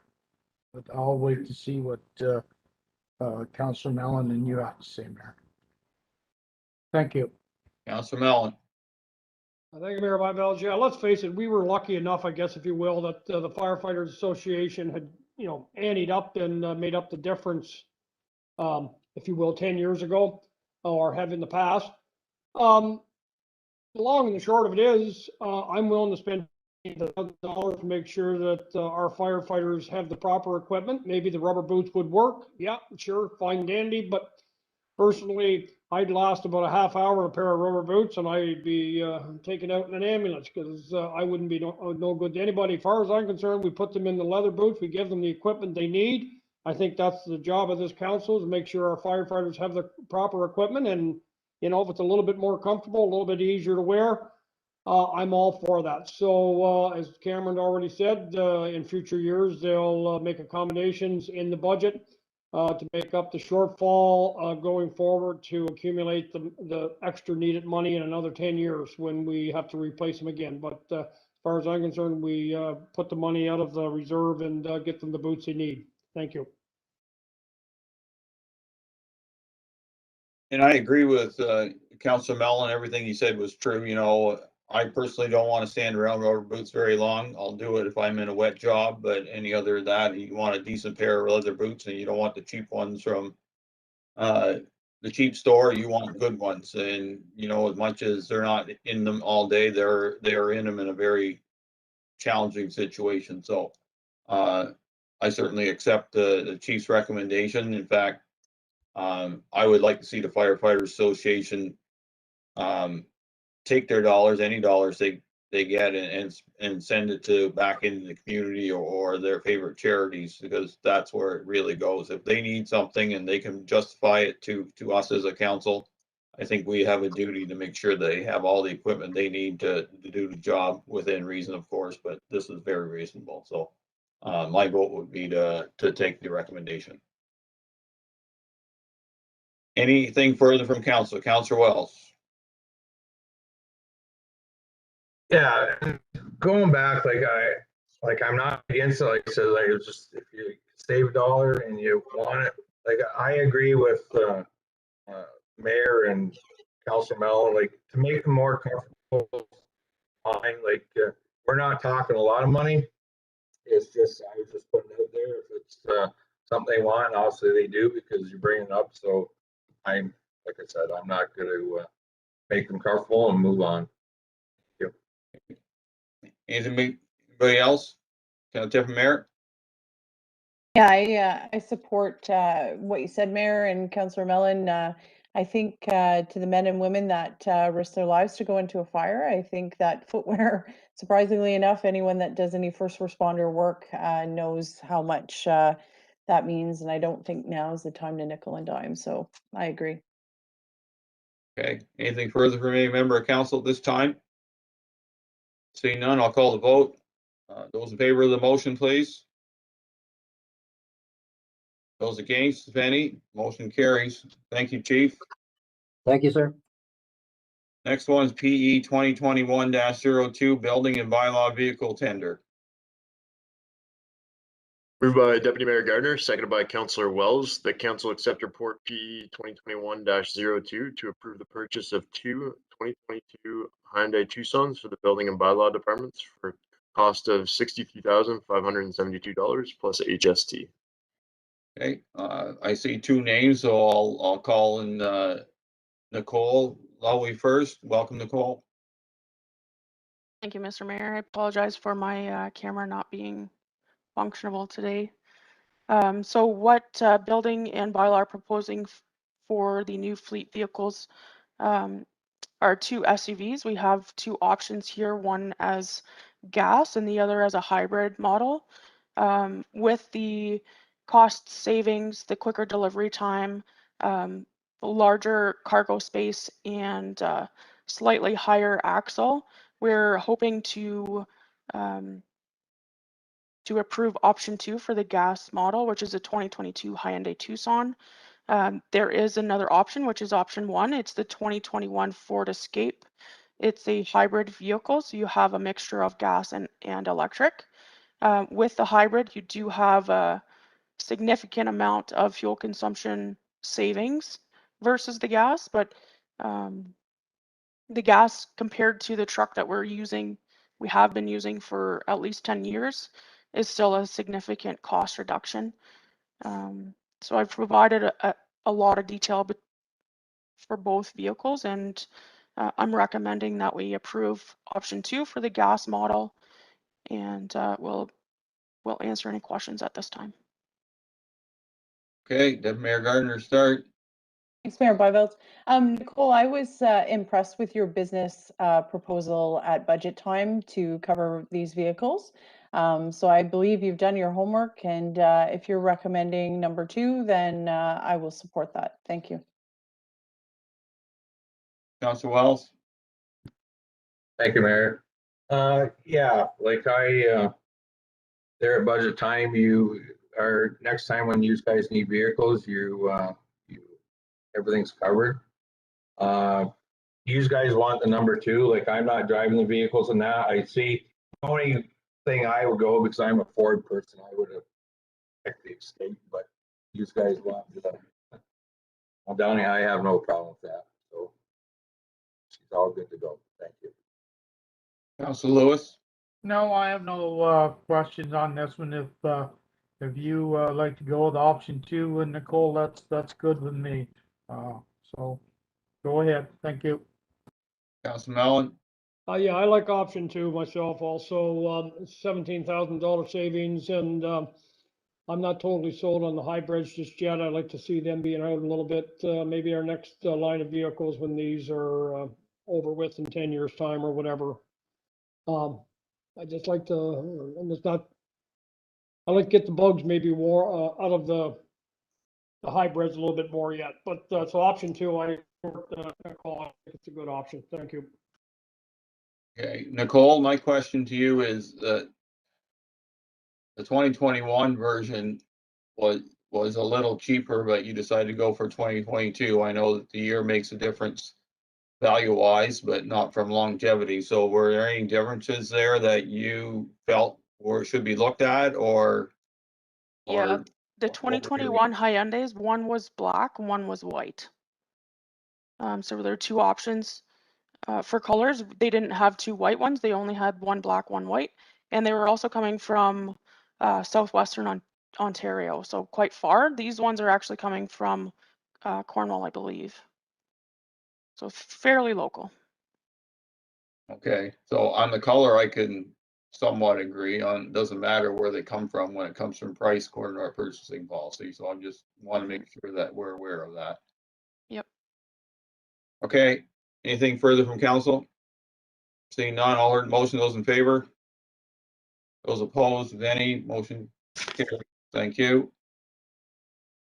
We'll move on to TS 2021-04, RFT number TS 2021 or 21-03, supply of granular. Moved by Councillor Wells, seconded by Councillor Lewis. The council accept report TS 2021-04 to award tender TS 21-03 supply of granular to Cornwall Gravel Company Limited in the amount of $10.69 per ton plus HST for maintenance stone, $13.35 per ton plus HST for stone dust, and $11.69 per ton plus HST for crushed stone. Jeff, welcome. Thank you, Mayor and Council. So this tender was put out to fulfill the requirements of the municipality regarding the quantities of granular needed for our 2021 gravel roads program, the stone dust needed for our 21/22 winter maintenance program, and to replenish the stockpile to help with the water and sewer division when repairs are needed throughout the wintertime. Some notes of interest. The municipality has seen a reduction in the cost per unit for the 5/8 maintenance stone as compared to last year, and also has seen a reduction in the cost per unit for the 5/8 stone delivered to the 2 public works yards. We did see a $1 increase in the stone dust, but to compensate the $1 increase, we had a reduction in the total tonnage from 4,200 ton in 2020 to 2,400 ton for 2021. So at this point, I can answer any questions which you may have at this time. Okay, thank you. Deputy Mayor Gardner, any comments, questions, concerns? Thanks, Mayor. No, none at this time. Councilor Wells? No, I'm all good with them. Councilor Lewis? No, no questions. Councilor Mellon? Yeah, just one quick one, Jeff. When you're reducing the stone dust, do we have some already stockpiled? Is that why you're reducing it from 45 to 24? Through you, Mr. Mayor, yes. So what I did with our GPS units is I went back right from the beginning of when we started the winter season, from the first time the truck went out in November, and I added up all our stone dust that we used up to the end of March, and we had a significant reduction in the amount of material used, based on solely we were putting less material on the road. We were going out roughly the same amount of times, but there was less product being applied. So each facility still has at least half of a facility full of stone dust right now as we speak. So we're just replenishing with full quantities so that we're ready for the winter season. Thank you. And the 180,000 for the winter maintenance program, the other is for the salt and the stuff you spray on the stone dust. Is that right? The mixture? That is correct, yes. Okay, thank you. No, I'm good with it, Mayor Byvelds. Okay, I guess that's part of that inventory that we can't spend our money on from our last presentation. I have no issue with this. Nothing further from council. All heard the motion. Those in favor? Those opposed, if any, motion carries. Thank you. Next report is TS 2021-05 RFT number TS 21-04, 2 trucks. Moved by Councillor Lewis, seconded by Councillor Mellon, that council accept report TS 2021-05 to award tender number TS 21-04 for 2 half-ton trucks in the amount of $78,656.56 plus HST to LaPlante Chevrolet Buick GMC Limited. Jeff? Thank you, Mayor and Council. So during the 2021 budget deliberations, Council approved the purchase of 2 half-ton trucks. One of the trucks is to replace unit number 71, which is used for garbage collection at the Iroquois and Morrisburg plazas, and unit number 73, which is used by the Recreation Department. Both existing trucks have been identified through the fleet replacement plan.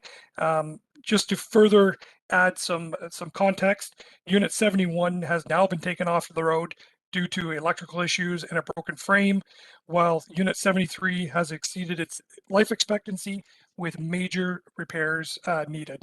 I can answer any questions which you may have at this time. Okay. Deputy Mayor Gardner?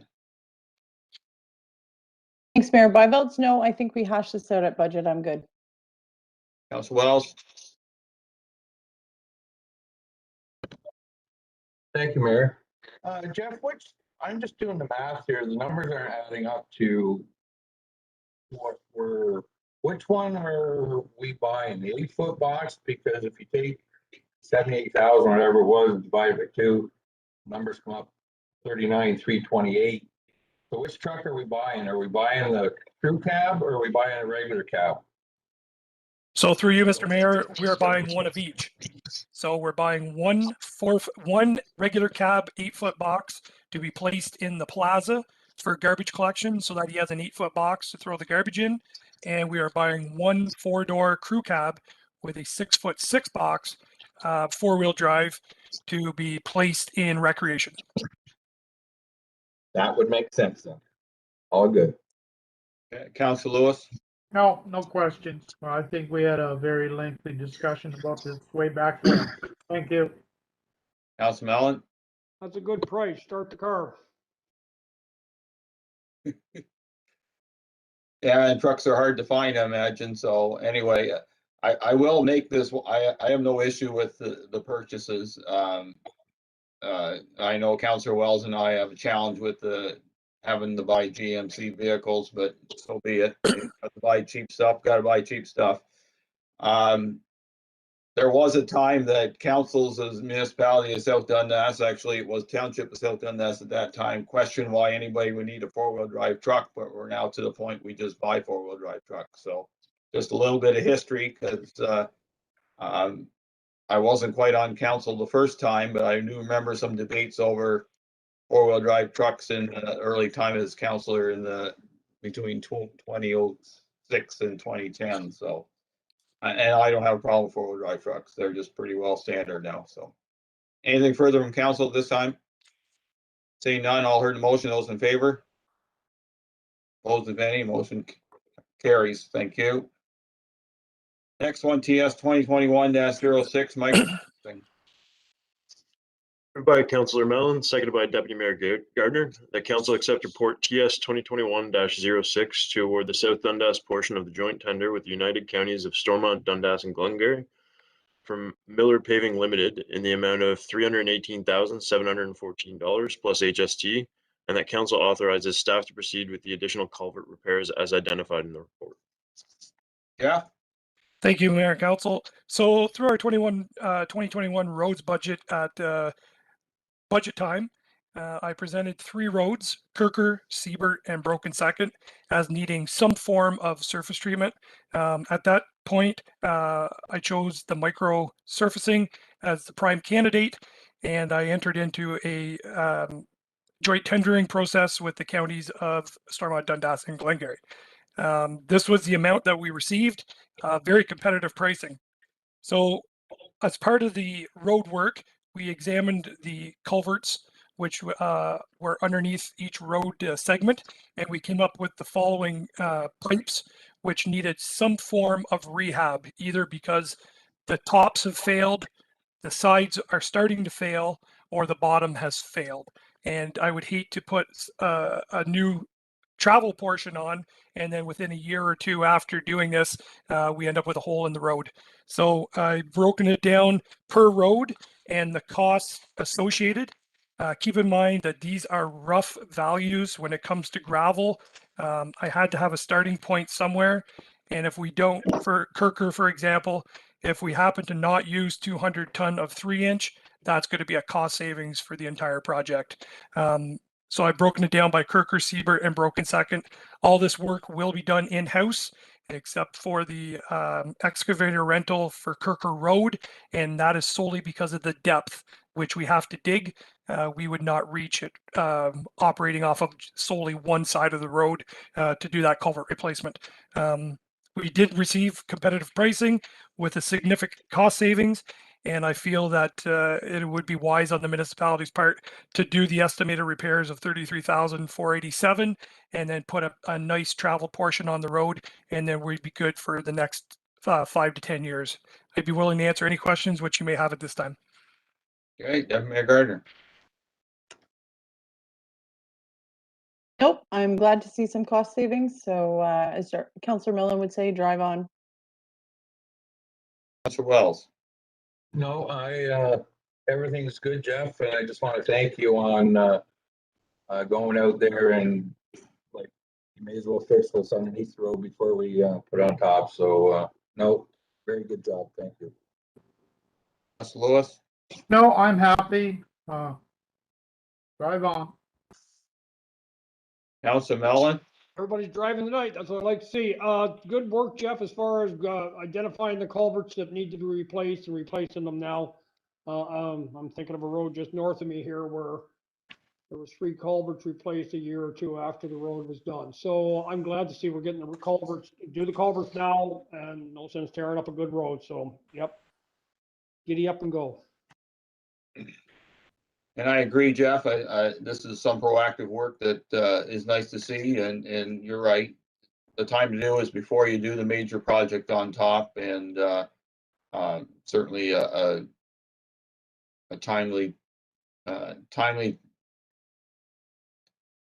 It's a job that needs to be done. It's the time to do it, and now is the time. So thank you for that. Anything else from any members of council? Seeing none, I'll hear the motion. Those in favor? Opposed, if any, motion carries. Thank you. And with that, before we go on to 9 bylaws, we're going to have a 5-minute break. We'll keep connected live, but council will mute and stop video for 5 minutes. It is 7:39 right now, so we'll be back at 7:44 on my computer. Thank you.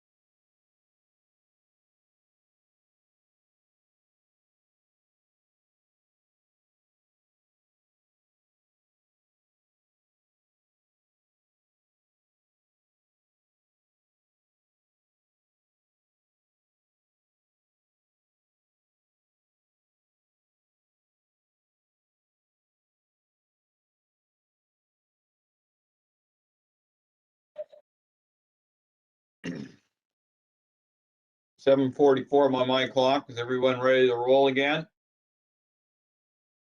Okay, thank you. So we'll move on to bylaws. First bylaw is the appointment of clerk. So 2021-55 clerk appointment. Moved by Deputy Mayor Gardner, seconded by Councillor Wells, that bylaw number 2021-55, being a bylaw to appoint a clerk for the corporation of the municipality of South Dundas, be read and passed in open council, signed and sealed.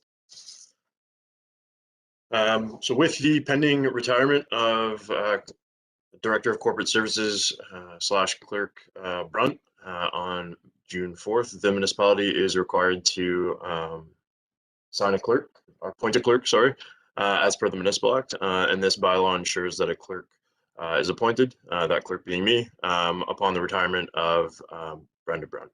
I'd be happy to answer any questions that council may have.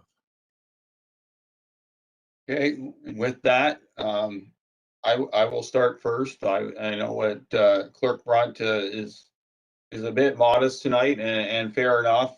She has served this municipality for over 30 years, and 20 of those years as clerk. She has done a lot of work, even in the old Williamsburg Township, and carried on to South Dundas when the amalgamation occurred as administrator and then as clerk. So we certainly appreciate all the work she has done for South Dundas. Certainly will miss her historical references that she has stored up over the last 30 years. But I do appreciate that it's time to move on and into retirement. And I know she has 2 grandbabies to play with, and I certainly wish her and all the best in the future. And as I said to the retiring clerk for the counties when she did, Clerk Thompson, well, I'll give you a virtual hug, and it's all we can do. But don't be afraid to knock at our door. We're not going to be strangers. Oh, she's popped up. She said she wasn't going to, but there she is. But anyway, we all appreciate all the work you did. I do remember a few times where you held my hand as a rookie counselor, and that's a good thing, because when you're a rookie, you don't know what you're doing. But I don't know if she led us down the right garden path or not, but we're all here. And as I said, certainly appreciated all you've done for not only myself, but the municipality of South Dundas. So I wish you a great retirement. You're not too far away, so if I need the buggy, I know where you are. Deputy Mayor. Thanks, Mayor Byvelds. Brenda, you are a consummate professional, and since I've sat around this table, I've appreciated you answering my silly questions and my emails, and I've known you for quite some time, but first go around at the table, and I want to thank you for your support and your ultimate professionalism. Well-deserved retirement. I know you might have some moments where the car might go to the municipal building, but I wish you long health and happiness, and enjoy the next chapter. You've earned it, and congratulations. Councilor Wells. Hey, Brenda. I'm just keep it short and sweet here. I'm the few years I've known you all my life, but the few years here on council, I'm definitely going to miss you, because you did a lot for me as far as fixing my computer and filling out my time sheets and all that stuff. So I don't think Ethan's going to do that for me. So I'll have to start learning how to do it. But on another note, I'm sure you're going to enjoy your retirement. There's lots to do. So I wish you the best, and we're going to miss you. Thank you. Councilor Lewis. Well, Brenda, you and I worked together since 1998, and we've had a lot of good times. And I know whenever I saw my name on the dotted line to be a counselor, you were just a phone call away. If I needed questions answered, or if I needed help with, as Councilor Wells would say, the computer, you were there. And I know that you are going to enjoy your retirement. But just remember, don't come back next year and run for council. Retire, enjoy yourself. and enjoy your grandchildren. Best of luck to you. Thank you. Councilor Mellon. Yes, thank you, Mayor Byvelds. Yes, the municipality has been blessed with Brenda as our clerk, and the years of dedication she has put into her job. And, it speaks volumes of her professionalism and what has already been spoken to and about. 10 and a half years ago, roughly, I had the privilege, or I was blessed, I guess, with in the old Williamsburg office of sitting beside Brenda for the first year and a half or 2 years or whatever, that we were still in the municipal office in Williamsburg, and it was tight quarters. And Brenda, if you will, nursed me through some awkward tapping and note taking and whatnot that I probably shouldn't do, and I still have a tendency to do that.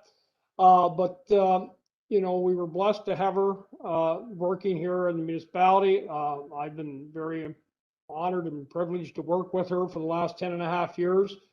You can say that Ethan, you've got some big shoes to fill. I would highly recommend that you don't worry about filling Brenda's shoes, that you just fill your own. And I think you've had a year of mentorship with Brenda, and she's one of the best, if not the best. So we're in good hands, and congratulations, retirement. Enjoy yourself, Brenda, and cheers. Have a good one. Okay. Do you want to have a few words, Clerk Brunt, if you can? I'm not going to force you. I know it can be challenging. Oh, I have 3 pages of notes here. Okay, go ahead. We got all night. No, 31 years in the same location. You're right. It's a long time, but I've been blessed and very fortunate that council have always supported my endeavors, right or wrong, and also supported education through AMCTO, which we're very lucky to have to get us through things. And the staff are second to none there. They are my family, as you are. And I've been blessed over the years with some really good council members and family and friends and co-workers to get me through there. And everybody was with me while I was sick, and I appreciated the support. And it means a lot to me that you were all there. Said I wasn't going to cry, and it did happen.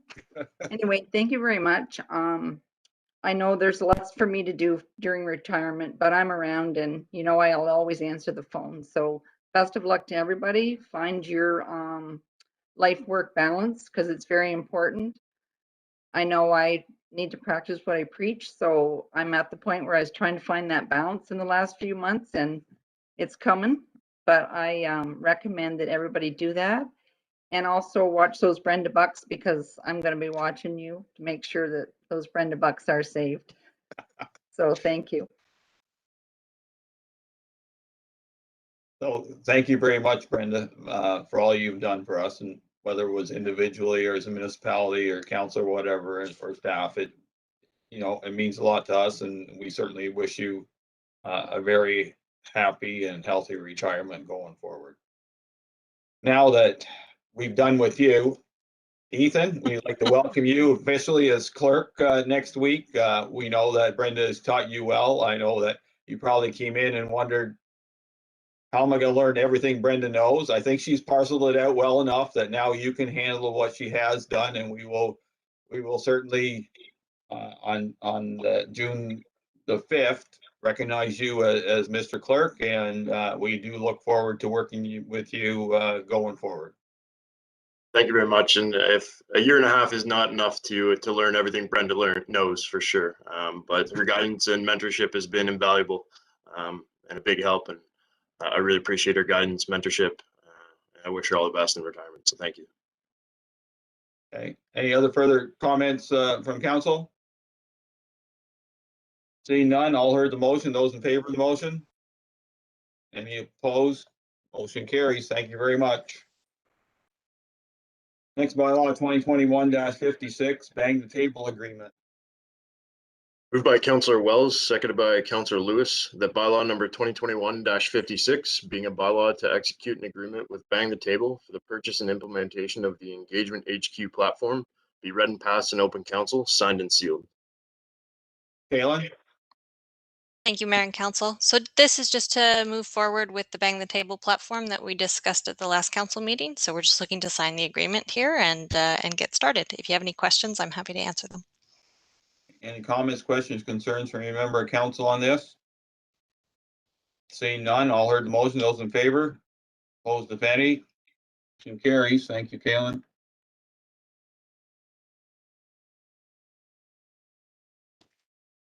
Next one is 2021-57 zoning bylaw amendment, part lot 31, concession 8, 12240 County Road 5. Moved by Councillor Mellon, seconded by Deputy Mayor Gardner, that bylaw number 2021-57, being a bylaw to amend bylaw number 2010-48, be read and passed in open council, signed and sealed. Aaron, welcome back. Thank you. So this bylaw will rezone the western half of the property as shown on Schedule A of the bylaw from institutional to residential hamlet to permitted dwelling as the primary use on the property, which was discussed earlier this evening at the public meeting. Okay, any comments, questions, concerns from any member of council on this? Seeing none, all heard the motion. Those in favor? Opposed, if any? Motion carries. Next one is zoning by 2021-58 zoning bylaw amendment, west part lots 6 and 7, concession 5, 11669 County Road 18. Moved by Deputy Mayor, seconded by Councillor Lewis, the bylaw number 2021-58, being a bylaw to amend bylaw number 2010-48, be read and passed in open council, signed and sealed. Aaron again. Thank you. So this bylaw for West 6 and 7, 5 will rezone the retained lot resulting from severance application B821 from agricultural to agricultural special exception to no longer permit residential uses on the retained vacant lot. Okay, any comments, questions, concerns, council on this bylaw?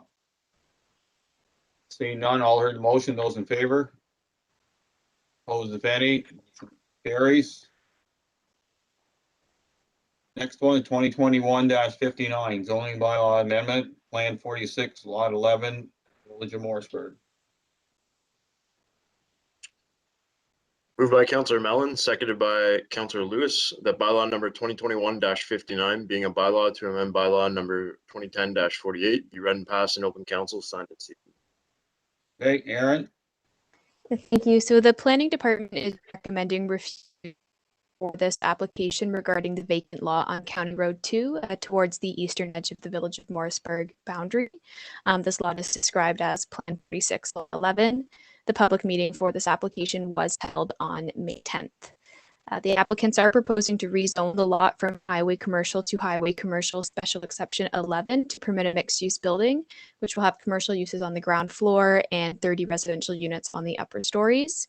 It's also going to add the following permitted uses, which are a clinic, laundromat, office, personal service establishment and shop, retail store, dwelling units located above the permitted commercial or office use in the same building, and it would also reduce the minimum open space strip to 1.5 meters. So the planning department does have concerns with the conformity and compatibility and appropriateness of this proposed highway commercial special exception zone that's being sought.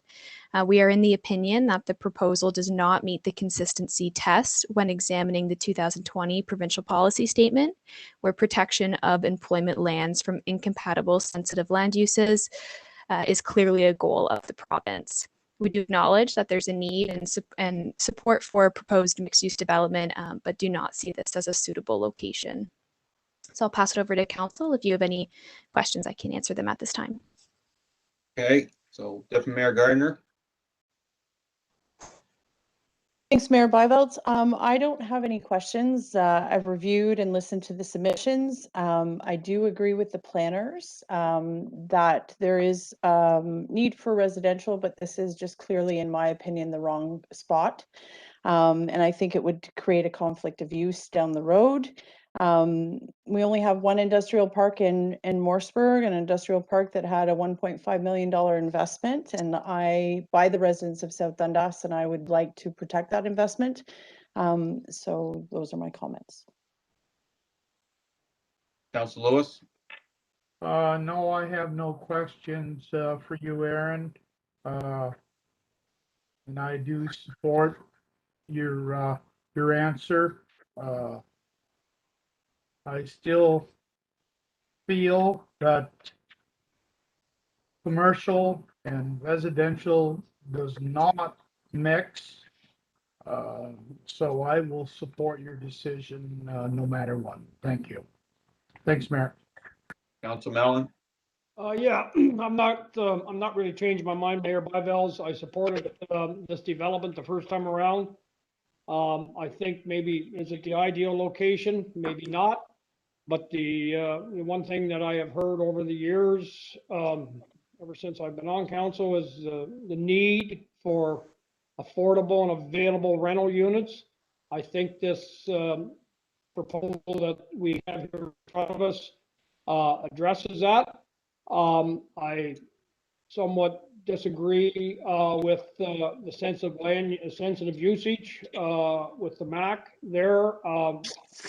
You know, we agree to disagree on that one, but I support this, so I guess I'm not supporting or not endorsing what the planner is proposing to reject this. So I think this is a fit.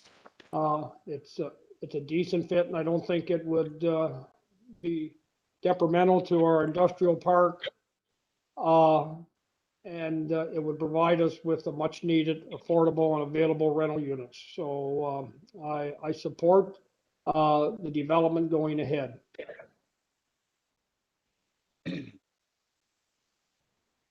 Well, I am still in the opinion that as much as we do need rental accommodations in the village of Morseburg or the village of Iroquois or the village of Williamsburg or anywhere else in South Dundas, this is just not the right place for it. It'd be no different than building an apartment building beside a major livestock facility or another facility that causes issues.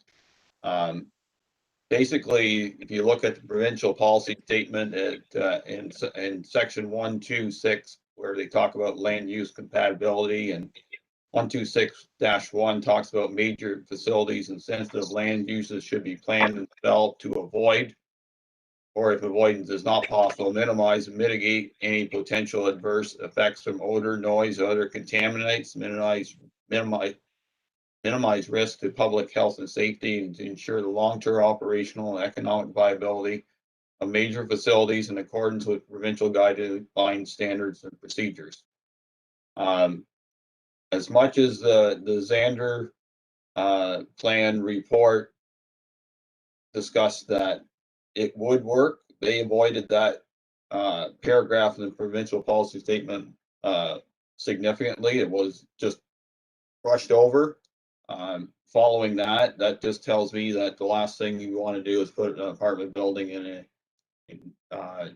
in or near an industrial or major commercial area. We have too many investments. Other people have too many investments for us to put a roadblock up to their expansions. And as I said, you know, right kind of building, wrong kind of place. So I will agree with our planner on this and not vote to approve of the bylaw.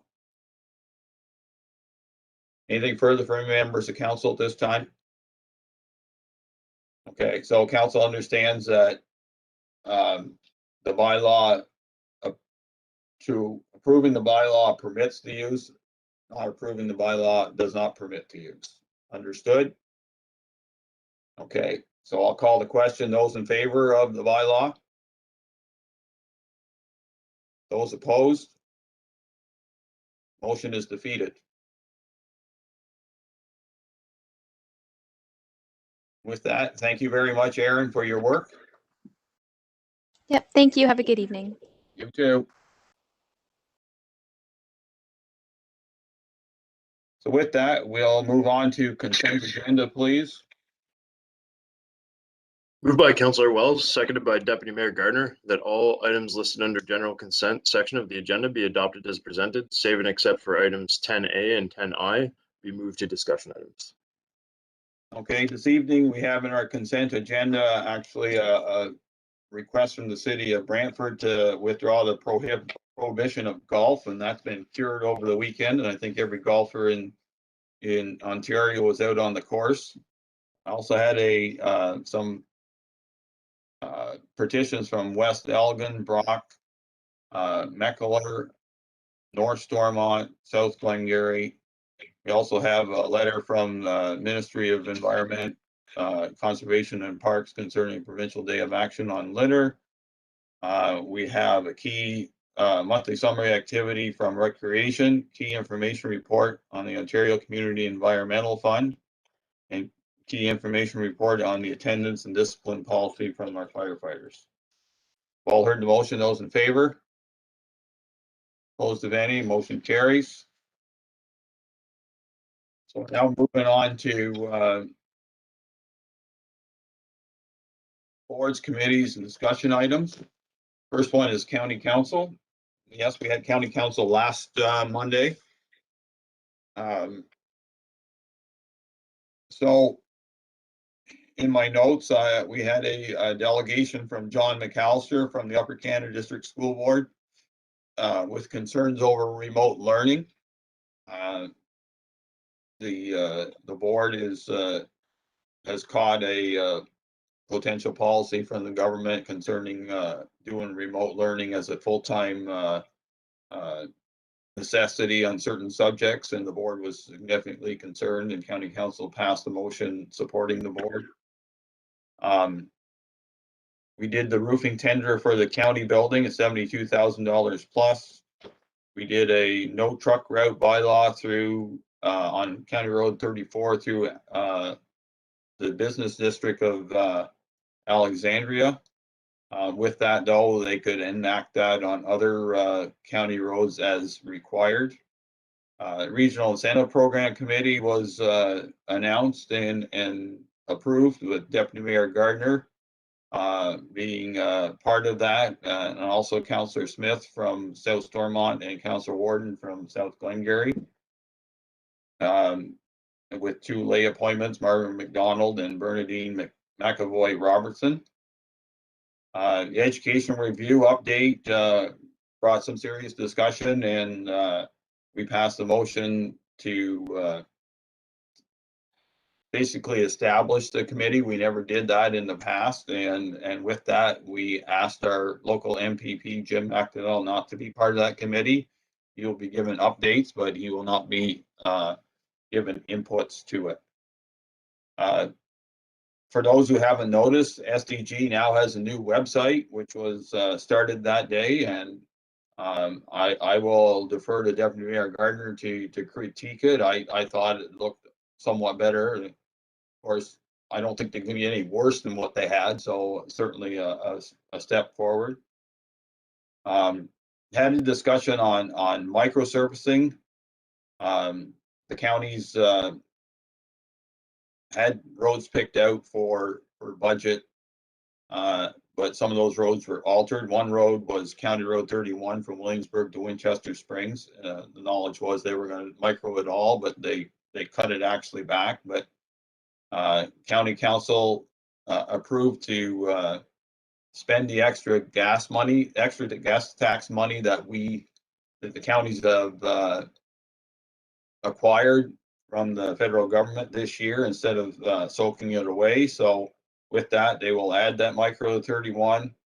They will be paving the patrol yards, and they will be doing major reconstruction on County Road 18 in Martintown that had been delayed due to a potential environmental contamination at the corner of 18 and 20, I believe it is.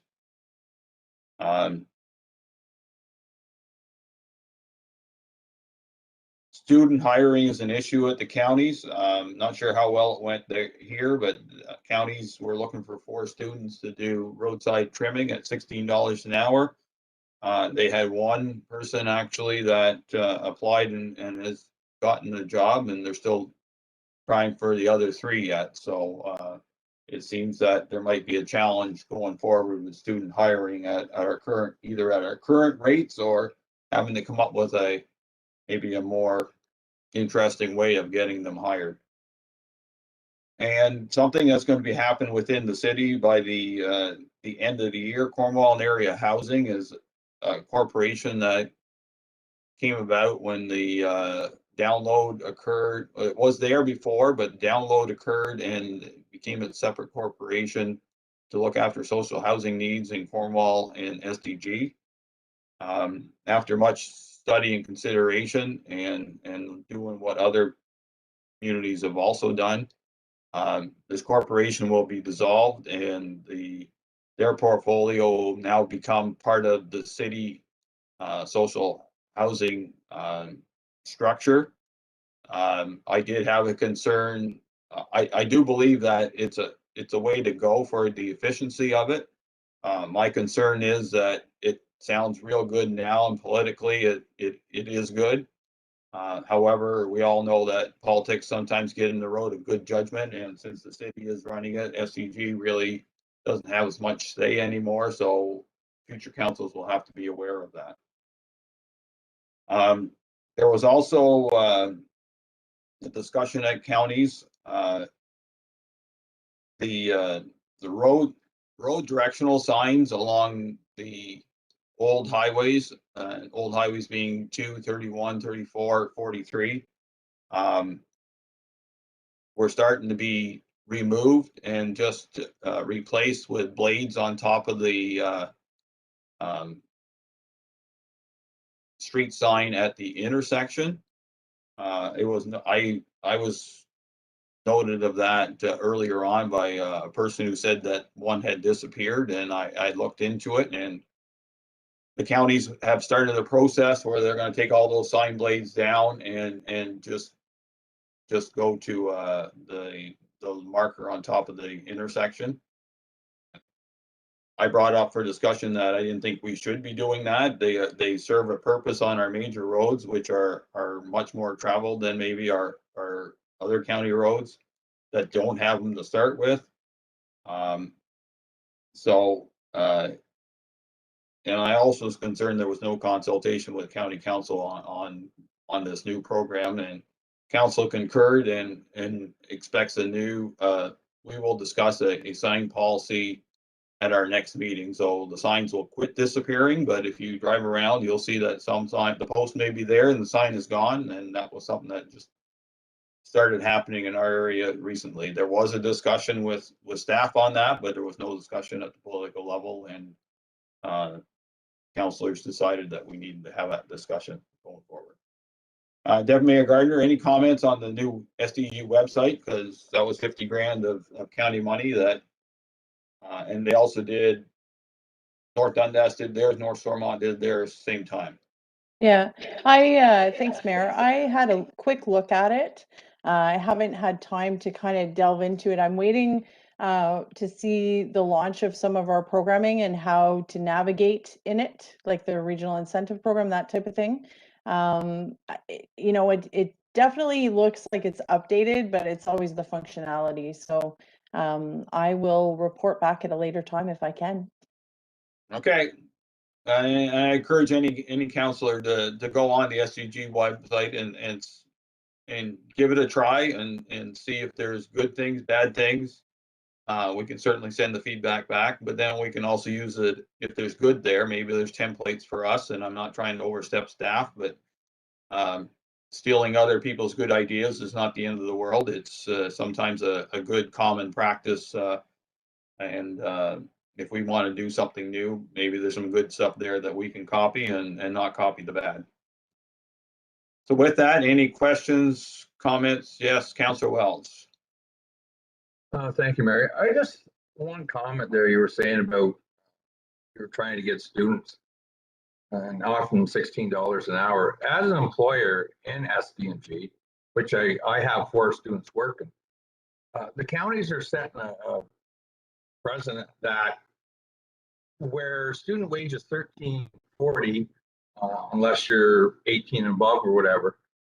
Like, you guys are competing with other employers around here that need students, and putting it that we have to go, and not in my field so much, but I'm talking other people, that whether it's the upper tier or lower tier, you're offering more money than what students get paid. There's a set thing by the province. And you guys are just, you're upping the game. So you make it hard for an employer like me to, thank God I have my students, and they're a great bunch of kids. But if I didn't, if I was still in the construction part, and you guys are offering that, it'd be a hard time for me to get a student. So I'm just making a comment. Well, fair enough, Councillor Wells, but we had discussion on minimum wage last time, and it's $14.85 for those students because they'd be older than 18 and they'd be over 35 hours, over 28 hours, that because they'd be working the full shift. I don't know. It demonstrates to me that we're going to be challenged going forward to try to find students to do jobs that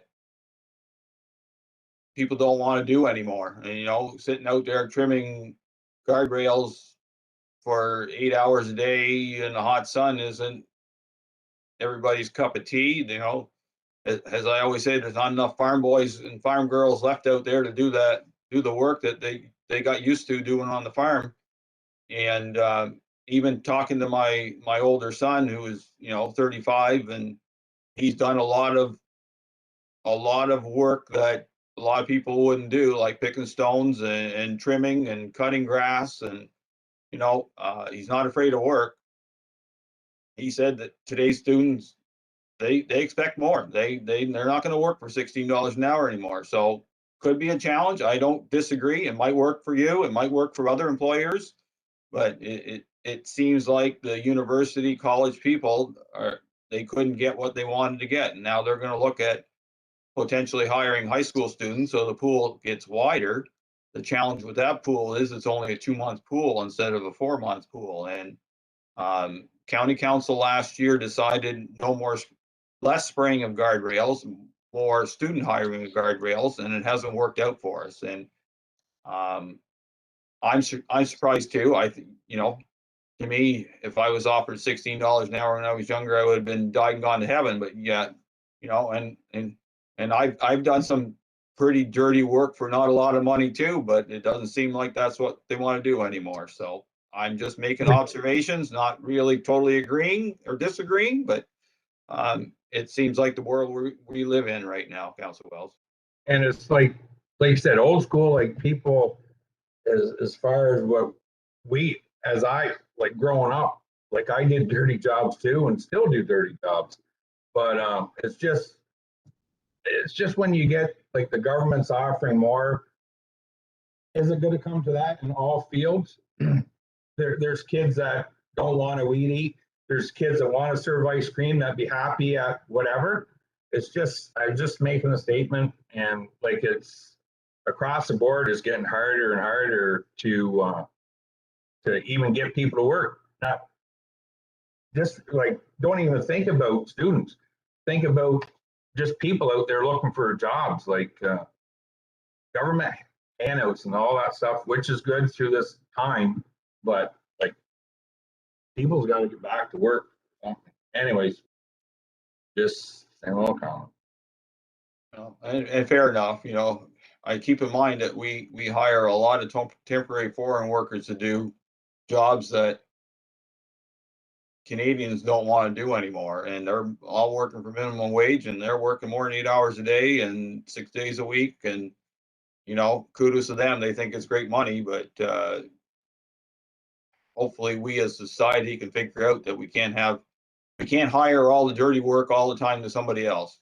Deputy Mayor Gardner, sing your hand. Need to finish off the conversation, Councilor Wells. Sorry, I just want to add, for those of us that have actually hired a ton of government students, if you will, there's been plenty of times where I've had my rock stars recruited for something like $20 an hour for a summer job. Happens all the time, and I am somebody who has done my fair share of whippersnipping. I did it for an entire summer. I think that it's just competitive out there. And I think that the government jobs recognize the fact that a lot of times they're located outside of a village, and people are required to drive. They need a vehicle as opposed to walking to an in-town job, that type of thing. So in my opinion, I've seen the reverse, where private industry has actually taken away from the government workers because they get paid more. Any other questions, comments, concerns? Okay, thank you for your indulgence. Councillor Wells, Cemetery Board.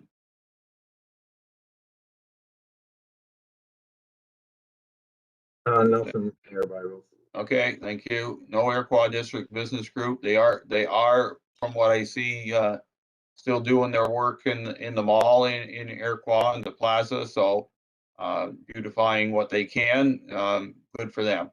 Horse BIA. No, nothing yet.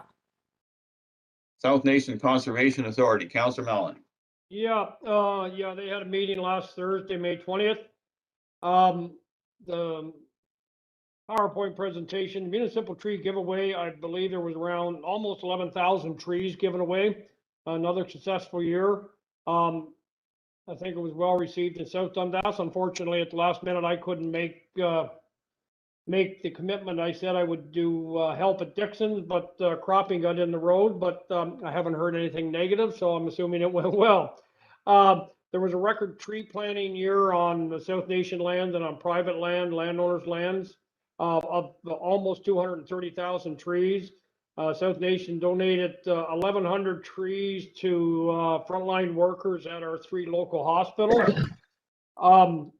That butterfly project that was on our agenda a couple of meetings ago, South Nation is sort of taking the lead on that, I guess, if you will, and they're having a webinar. I think it's already been on social media, but if anybody's interested, either staff or council, but I believe you've already received something on that. It's this Friday, May 28th at 7 p.m. If anybody's interested in it, I can forward you the link, or you can contact John Messman at South Nation. We had the Ministry of Conservation. We had the Ministry and the Conservation Ontario correspondence that I forwarded off to staff and council. We had the one resolution from South Nation supporting, I guess, the transparency initiative. We had Conservation Ontario. We had the resolution from them also. Basically the same thing, and and then the outline for the Conservation Ontario Government's Accountability and Transparency Initiative. Those 3 correspondence I forwarded off to council. Also, there was the outline, I guess, if you will, that came from the ministry. What is under how conservation authorities are to be shaped going forward, with the core mandate programs, the non-mandated programs, and another one in there, which is that, conservation authorities deem as advisable, which they can make recommendations to their partners. There was quite a bit of conversation on that. South Nation is more than willing to have a consultation session, if that's something we would like. We just have to contact Angela. The public consultation is posted on the Environmental Registry of Ontario, and that is until June 27th, I believe, for the public to make comments on it, on the paper from the government. There was, I asked specifically, I guess, if you will, Mayor Byvelds, about the forest acquisition and the process and the lead and the funding, and it's included in the minister's document, so there will have to be agreements with municipal partners to go forward with that. Basically, I think the rest of 2021, they'll have time to put their game plan in order, how they're going to approach these different things. Some of them that's outlined in the correspondence that I sent out. And then in 2022, they'll be getting all the agreements and whatnot in place, so that the initiatives and the new direction of conservation authorities would take place at the end of 2022. So we'll see how it goes. So far, it seems fairly receptive at South Nation. They're willing to work towards that final outcome. So hopefully things go well on that end of things. They're going to be, I think, almost monthly updates. So on how they're making out with the progress on these things. So there will be probably more correspondence coming back to staff. One thing, I guess, with the COVID, you would think numbers would be down, but the record numbers of the septic permits are on a record pace, and so is the planning activities. Excuse me. The LiDAR project that we talked about quite extensively at budget time, that was going to be partly funded by the National Disaster Mitigation Program. They applied for 5 programs under that. 3 were successful. The LiDAR project that we were looking at, or they were wanting us to fund, or partially fund, was not successful in getting picked, I guess, if you will, for funding under that program. But because of the size of the project, the amount of partners that are involved in the project, and the very competitive bids, the project will still be going ahead, and the dollar amounts will remain the same. And I asked specifically if there'd be no more funding other than what was budgeted for, what was talked about, either coming from South Nation. No more funding would be required from the counties or South Dundas portion. So I guess that's a good thing, even though they didn't get the funding, but because of the size and the scope of the project and the number of partners involved in it and the competitive bids, it still will come in at that budgeted amount. So yeah.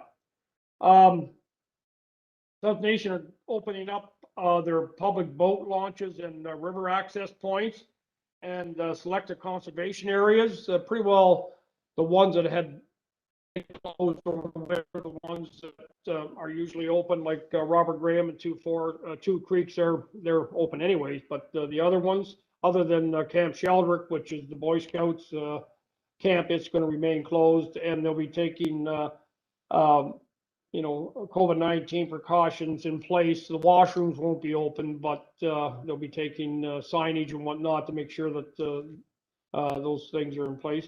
I brought up under the discussion items, I guess, something I've noticed and I've had commented to about the dead ash trees on the Nation and the South Branch of the Nation, asking staff to maybe take a look at what can be done as far as tree removal along there, so the ash trees don't start dying and falling into the rivers and plugging up the rivers. We're having that issue even on municipal drains ourselves, and in our own parklands and our green spaces, and in South Nation's own parklands and their green spaces. So staff are going to look at, I don't know what can be done, and hopefully something will be coming back, and how they can maybe deal with getting the ash trees off the banks before they do fall into the river and cause blockages and backups that way. The next meeting, I guess, Mayor Byvelds, is June 17th. And if there's any questions, concerns, or issues, I'll try and answer them. I hope council had a chance to look over those correspondence I sent out. So obviously conservation authorities are going to be shaped a little bit different in another year and a half by the end of 2022 if everything stays the course. So hopefully everybody can work towards making sure that conservation authorities get to where the government would like to see them as far as their accountability and transparency, and agreements with different municipalities and partners as far as programs that fall outside the mandated programs. So that's all I have right now, Mayor Byvelds. Okay, thank you for now. Any comments, questions, concerns for Councillor Mellon? I'll make 2 comments. I did receive the regulatory changes via email, actually, on both my computers, which surprised me. However, I haven't had a chance to review them, so I will do that. And if I see any questions or concerns directly related to South Nation, I'll let you know. As you know, I think that the government wants to go down a different path in some of them, so we'll see how much uptake there is, and we'll certainly work with South Nation on the non-mandatory programs that we feel should be part of South Dundas, and we'll see what stays within that. On the LiDAR project, I expect you to do your due diligence on how that's budgeted, because South Nation budgeted X amount of dollars. Everybody threw in money into the pot, and then a lot of it was contingent on that extra funding from the federal government, which they didn't receive. So I'm assuming that you have not seen the full budgeting or the full tender come back on that yet. Then and knowing you well enough, then I'll expect you to keep their feet to the fire on that, because I'm scratching my head on the extent of the project and what they wanted to do, and without the government funding, it really wasn't. It was going to be a challenge to do. So, I'm not saying it's not a worthwhile project, but you know where this council feels that we will support it to the tune of where we have already. So it's the old saying goes, don't come back to the pot after you've already asked once. So okay, if there's nothing else, thank you, Councilor. Go ahead. No, I'll keep an eye and make sure that was my biggest concern, that, you know, how that program went ahead without the National Disaster Mitigation Program, but it's going to be spread out over 2 years, but because of the size of it, but it'll be funded directly, billed directly to the municipalities, I believe, our share. So, hey, we caught up a check for what we agreed and what we told them, and I think it's around 5,900. I think our portion would going to be with the with that funding being approved, but they seem to be able to do it without it. So we'll see. Okay. As I said, I trust your judgment on that one. You watch us like a hawk. I assume you have to do it there too. So. Okay, if there's nothing else, thank you for the report. Marshall Waterfront Committee. No meeting. The Airco Waterfront Committee likes having meetings, so we did have another meeting that is not part of the minutes that I have pulled. So the update council on that, they are doing the historical signs and going forward with that. They're talking about getting the security camera system with Manager Marcellus at the beach and the campground. There are also discussions on doing something for shading on the deck that's been constructed there a number of years because of too much sun at times. It's interesting where they go from umbrellas to big shades, and then the pergola was going to be talked about, and now all of a sudden it's a semi building. So we'll see where they go with this. I'm sure that our chief building official will have to help them out or deal with it, what they want to do. They're still going ahead with benches. In fact, Chairman Ross found a bench somehow, some way. As he said, he worked his magic to get one down here. If somebody wants to see it, it's just west of the Iroquois water pump house along the waterfront. They still plan on bringing more in, but there's a significant delay in how long and in getting benches in because everybody is busy. And they just required a budget update from our treasurer, which she has provided. So, and they will be having a meeting on June 17th going forward. Any questions, comments? Okay, thank you. South Branch Fund. No. Carmen House. No. Nothing from Dundas County Archives. Tourism Advisory. Thanks, Mayor Byvelds. We did have a meeting on May 12th. Basically what we're really working on right now are with Economic Development Officer Hunter, the pop-up shops, and there's quite a bit of work around the tourism app launch because of its official partnership standing with St. Lawrence College. So Rob and I have had meetings with their communications department on how we're going to do this. And I think most people that find out about the app figure that it's going to be a fairly big deal. So as soon as we have something, we'll obviously, Rob will bring that forward. And we talked about the tourism Facebook page, which continues to probably get about 15 to 20 new people a week. So it's a fairly, we've gotten some feedback on it and people like the positivity and the fact that we hit all over South Dundas whenever folks post something. And we've said that we understand the pandemic is still going on, but this is for future plans. And quite a few of our businesses are doing really neat videos. There was a bee video that Dents put up and it was really, really neat. And we do have the sign on County Road 2 and 41 should be up in the next couple of weeks. The one, I think Councillor Mellon, remember you really wanted that sign? Yeah, so from a tourism perspective, that will be up. And yeah, we continue working on it. Rob and I met with the St. Lawrence Parks Commission to talk about Pumpkin Furno and our presence and stuff. So we just keep trudging along. Okay, thank you. Any comments, questions, concerns? And we'll move on to economic development. Okay, we did have a meeting May 19th.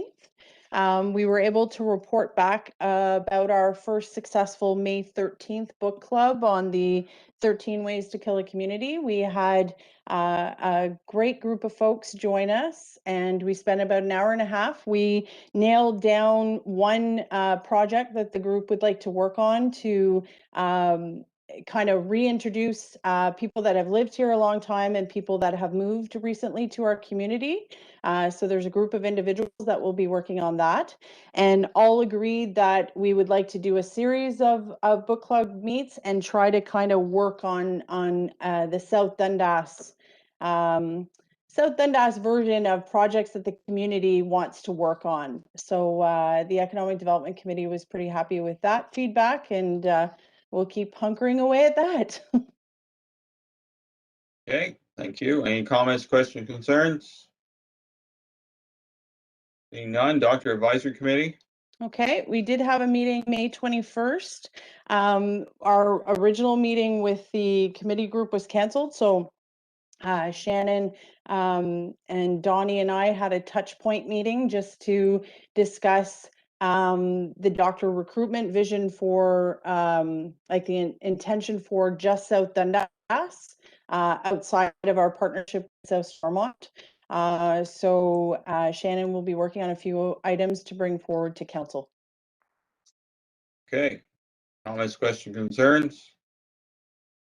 Seeing none, thank you.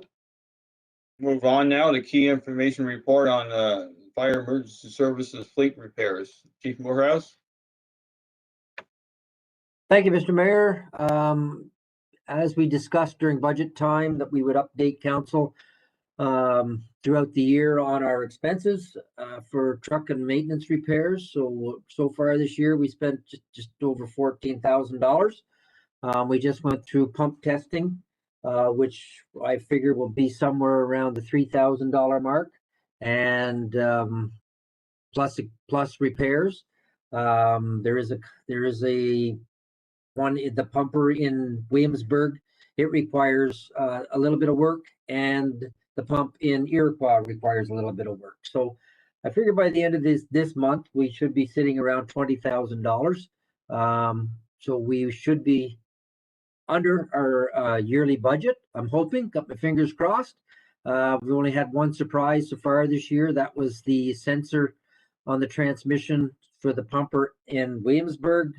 Went and wouldn't let the truck shift out a second, but Wajax did come down put the truck on the computer, found the issue, and repaired it the same day. So I will answer any questions that you would have. Okay, any comments, questions, concerns? Deputy Mayor Gardner. Thanks, Chief. Just a quick question when we're talking about maintenance about the trucks. There was some mention some time ago about driving them to ensure that they, I don't know, don't freeze up or whatever the case may be. I'm just wondering how you dealt with that issue with mechanic. Yeah, so they are getting driven by the firefighters, and actually that's how we found the issue with the transmission and the pumper. One of the firefighters did take it out from Williamsburg, called us up or reported it right away that there was something wrong with the transmission. So it didn't miss any emergency calls. So that was a good thing with our monthly driving. So far, that's been a success at the station level. Perfect. Thank you. Okay, any other comments, questions, concerns? Yes, go ahead, Councilor Wells. I just want to thank Cameron for the report. It's nice to see that in front of us instead of getting to where we were in a couple instances, other stuff. So I just want to say thank you. It's good to see that. Okay, any other councilors? Okay, well, thanks, Cameron, for your report. It's good to see that we're fairly within budget. Nothing like having surprises, but it's good that the surprise was caught at an earlier stage and before it was on the road and maybe even caused more, not get into a emergency. So if all goes well, touch your head. I will too, and we'll be all right by the end of the year. Thank you, sir. Thank you. Next key information report is on our COVID-19 funding. Sarah, welcome. Thank you, Mayor and Council. So as Council is aware, the municipality has received funding through the province in 2020 and again in 2021 for our COVID-19 operational pressures. So in the report, I've outlined the funding allocations we have or will be receiving. After 2020, we have just over $350,000 to utilize in 2021. So on the attached schedule in the report, I've detailed the expenses we are projecting to have this year. Most of these expenses are just estimates, more on the high end or worst case scenario. So even with the estimations, we're projecting to have about $88,000 in funding remaining. So staff have also discussed ways to use our funding to help some of our local community groups. So we can't give out this funding as grants, but there may be opportunity where we could help groups out with purchasing additional hand sanitizer or masks or just any other materials that they might need to make an event happen in COVID times. But I mean, with Ontario still being in lockdown and there being so many unknowns at this time, it's hard to estimate what the need might be or if there will even be a need this year. So with all that said, I'm looking for some suggestions or ideas from council as to how best to utilize remaining funding, keeping in mind that it does need to go towards operating pressures. So operating expenses, and it does need to have a relation to COVID. So unfortunately, we cannot go out and pave a road with this funding. It does need to be operating. And I'll also say that there may be more expenses that come up through the year. So we don't necessarily need to have a plan to exhaust all the funding tonight, but I am looking to council to see if there's any ideas to use this funding. Thank you. Okay, so I will just make this one comment is that, 88,000 is a lot of money and we still have 7 months of the year to go through. So just keep that in mind. Deputy Mayor Gardner, any comments, questions, concerns? No, yes, actually. Thanks, Mayor. I like the fact that you put the high number in for the website. I think that the online, I think if we're going to do it, we should do it right. And it will mean that future years we won't have to have, or whoever the folks are sitting around the table won't have to have that conversation about a website. And obviously with COVID, everyone's online, so it makes sense. With helping the community groups, if we had money back, would we, Sarah, would we be able to, so I'll give an example, like the Playhouse had to buy this super cleaner thing to do their seats and their whatever, I can't remember what it's called, but they spent the money on it. Would we be in control of say we had some money left over at the end of it, would we be in control to be able to take a purchase that had been made already and reimburse them? Like, would that be an option if at the end of it, we still have some money left? Unfortunately, I don't think we'd be able to give it out as grants. I did just receive the reporting template from the province, so I do need to give that a thorough read through. So it might be a possibility. I'm thinking not this time, but I Yeah. can definitely get back to you. I see heard if you that's when you possible. said a grant, so I'm just thinking if they've got an expense that we, you know what I mean, like a specific expense, but you're saying more we would have to purchase the items and give them, like how, you know, I don't know. And I agree with the mayor. I don't think we're not out of the woods yet. I think we should definitely hold on to it, but I'm just thinking that when it's all said and done, it would be nice to make sure that it's all spent to the benefit of the community. Council Wells? Thank you, Mayor. No, I agree with you, Mayor, but there's 7 months left. There's a lot of surprises might come up, so I would say before we start just giving it here, giving there, just take each step, like every situation, and bring it back to see if it's something we can help the community with or whatever. Like I definitely want to spend this money in the best of for the community, but I think we should just take it easy and just take things as they pop up. So don't get in a rush to get rid of it all at once. Council Lewis? No, I have to agree with you, Mayor. As you said, we still have 7 months in this year to go. So let's just sit on it and down the road, if we gotta spend some of it, then we'll spend. But let's not spend this money foolishly. Thank you. Council Mellon, and you can't say Yeah, Taylor Road Bridge. I have a place I'd like to spend it. I don't know if Sarah will sign off on that one or not, but there's no sense us spending this money just yet. Like you said, Mayor Byvelds, we still got 7 months, and I think you know, what we have listed there, I think goes a long ways. I think before we spend any more of the 88,000, I guess, if you will, we look at what we're spending it on, and you know, you know, when I see an arena, you know, income down, you know, there's always things at the arena that need to be done. I don't know if what exactly can be utilized for accessibility purposes for areas that might need improvement, you know, maybe in our facilities. But I'm not going to go any farther than that. But we'll just, I think, hold this for a couple more months and see where we get to by late summer. Okay. And Sarah, I appreciate the report. It's really detailed, and you and I both know that that letter puts a lot of onus on you as treasurer to make sure that the money is spent right. And I do expect you to tell us firmly that if we're going out of those bounds, to let us know, because it wouldn't be right for us to force that down. But if things come along, having $88,000 in the bank is a good thing to start. I'm sure that over time we'll start thinking of other things, and if come September and the world's starting to get where everybody'd like it to go, then we'll see where we go.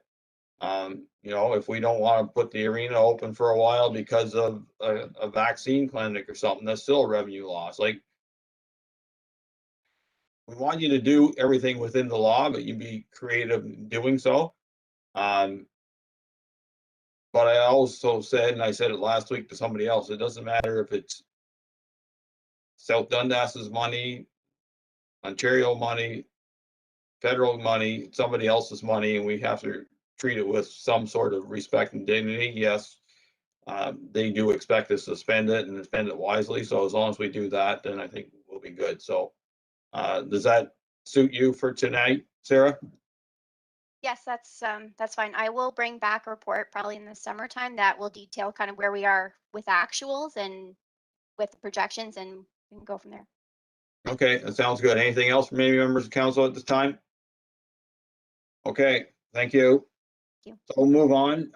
Pulled from consent was a letter from our local MP, Eric Duncan, concerning a suicide hotline that Deputy Mayor Gardner asked us to look at. So go ahead.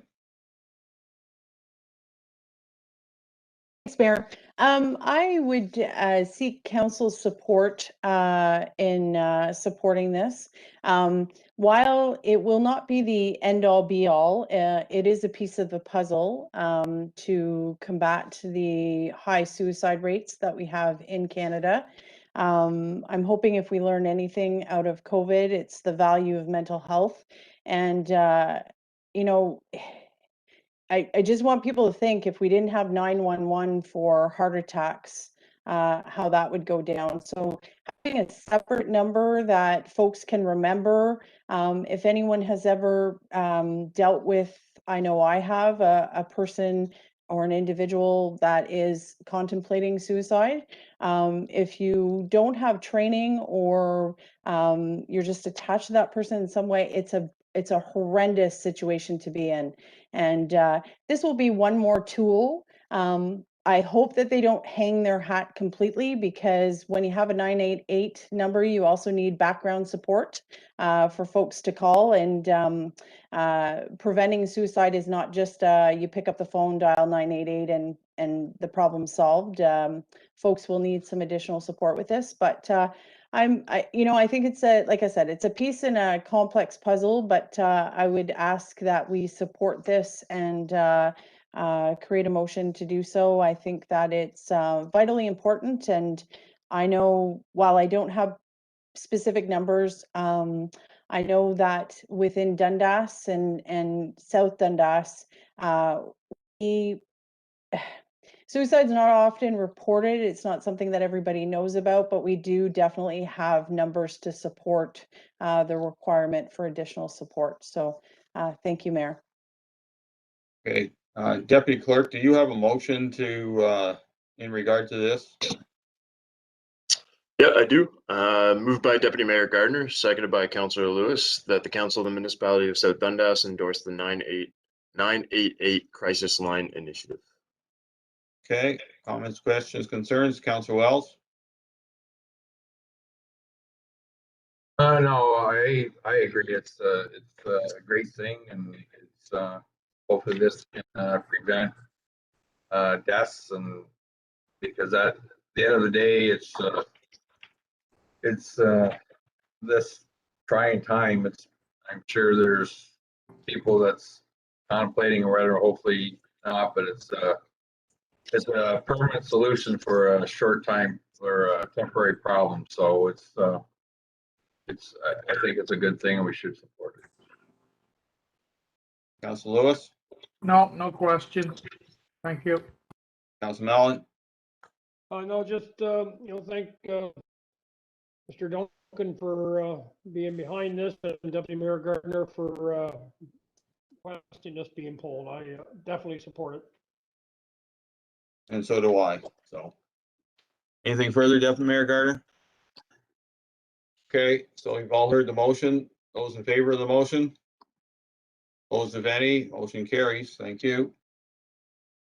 I had asked I didn't pull the Air Waterfront Committee meeting out to be vindictive to the committee, and some may think I am, but they've been doing a lot of work on benches, and within the meeting here, if you read it all, they're talking about budgets on memorial benches, and I just want to have council confirm that they support the policy we currently have for memorial benches and trees, and we can tell the committee that that is the way we do how we'd like them to treat memorial benches in South Dundas. It allows us as a uniform policy, whether it's done in Morrisburg or Williamsburg or Princeton or Iroquois or anywhere else in South Dundas, that staff can go to this policy that we've all approved and utilize it. I think that they're spending a lot of money, well, they're not spending a lot of money. They're spending a lot of time figuring this out. And with a bit of direction, I think that, and we confirm the memorial bench policy, then they can use it. If they buy a bench and they're using their funds to do so, and somebody wants to pay for it via memorial, then using our policy, then we would certainly reimburse the committee their funds back once we had ours from the donator. But as I said, I think I've said it there at the meeting too, that they're overthinking something that has already been figured out. And if they want to go beyond that, then that is their prerogative, but it's also their funds too that get utilized up. So so I'm just asking council to confirm that, and that we use our policy and let them know that. Deputy Mayor Gardner. Mayor Byveld, thank you. I support this group's activities. They've done a fabulous job. However, we are all South Dundas, and I think that it's counterproductive to have the staff create a policy that they have to live with for maintenance and management of donations and all that fun stuff, and then go against it. I think we're all South Dundas, and I think that while I appreciate the thought and the intention behind it, I really think that it's staff that have brought the policy forward. We agreed to it, and I think that we should back the staff that are having to do the maintenance and that type of thing. So we need a uniform look, and you know,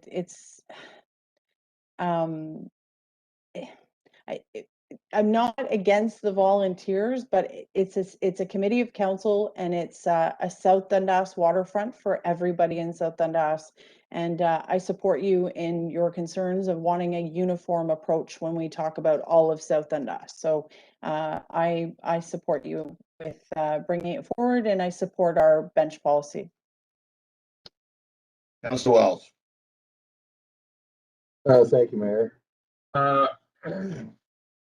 Like I start with the Iroquois committee, waterfront committees doing a fabulous job this year. Like, well, they always have, and they're moving forward, getting a lot of things done. We had a good discussion about our policy for benches and stuff, and we all approved it. So I wouldn't start having staff change things around for things. The policy's there for everyone to follow, and personally myself, I think we should just follow that route and stay on policy is for South Dundas. So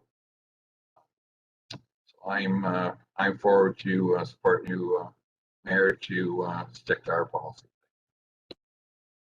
Councilor Lewis. I agree with you, Mayor. We have a policy for a reason.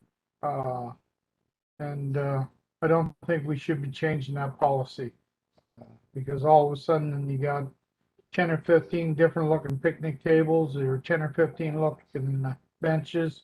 We have a policy in play, so I will support you on this. There's no doubt about it. Thank you. Councilor Lewis. Sorry, Councilor Mellon. Yeah, I agree. You know, we can't be having different policies for different areas. This is uniform across South Dundas. So I support what you're suggesting, Mayor Byveld. Okay, well, thank you, and let the minutes show that we confirm that that we will be asking committees to use the South Dundas memorial bench and tree policy going forward. Okay, any notices of motion tonight, Deputy Clerk? No, sir. Okay, so we'll move into closed session Before we do so, I'd like to thank council so far for their work. I'd like to thank all staff for their valuable input. And I'd like to thank the audience for staying with us this evening. Once we go into closed session, the only thing coming out will be ratification by law. So this will be the end of the evening for the live session and the adjournment. Deputy Clerk, please. Moved by Councillor Mellon, seconded by Councillor Lewis, that council proceed in camera pursuant to section 239(2)B and A of the Municipal Act 2001. More specifically, personal matters about an identifiable individual, including municipal or local board employees, and the security of the property of the municipality or local board. Okay, you've all heard the motion. Those in favor? Opposed, if any, motion carries. Thank you very much, and thank you to the audience.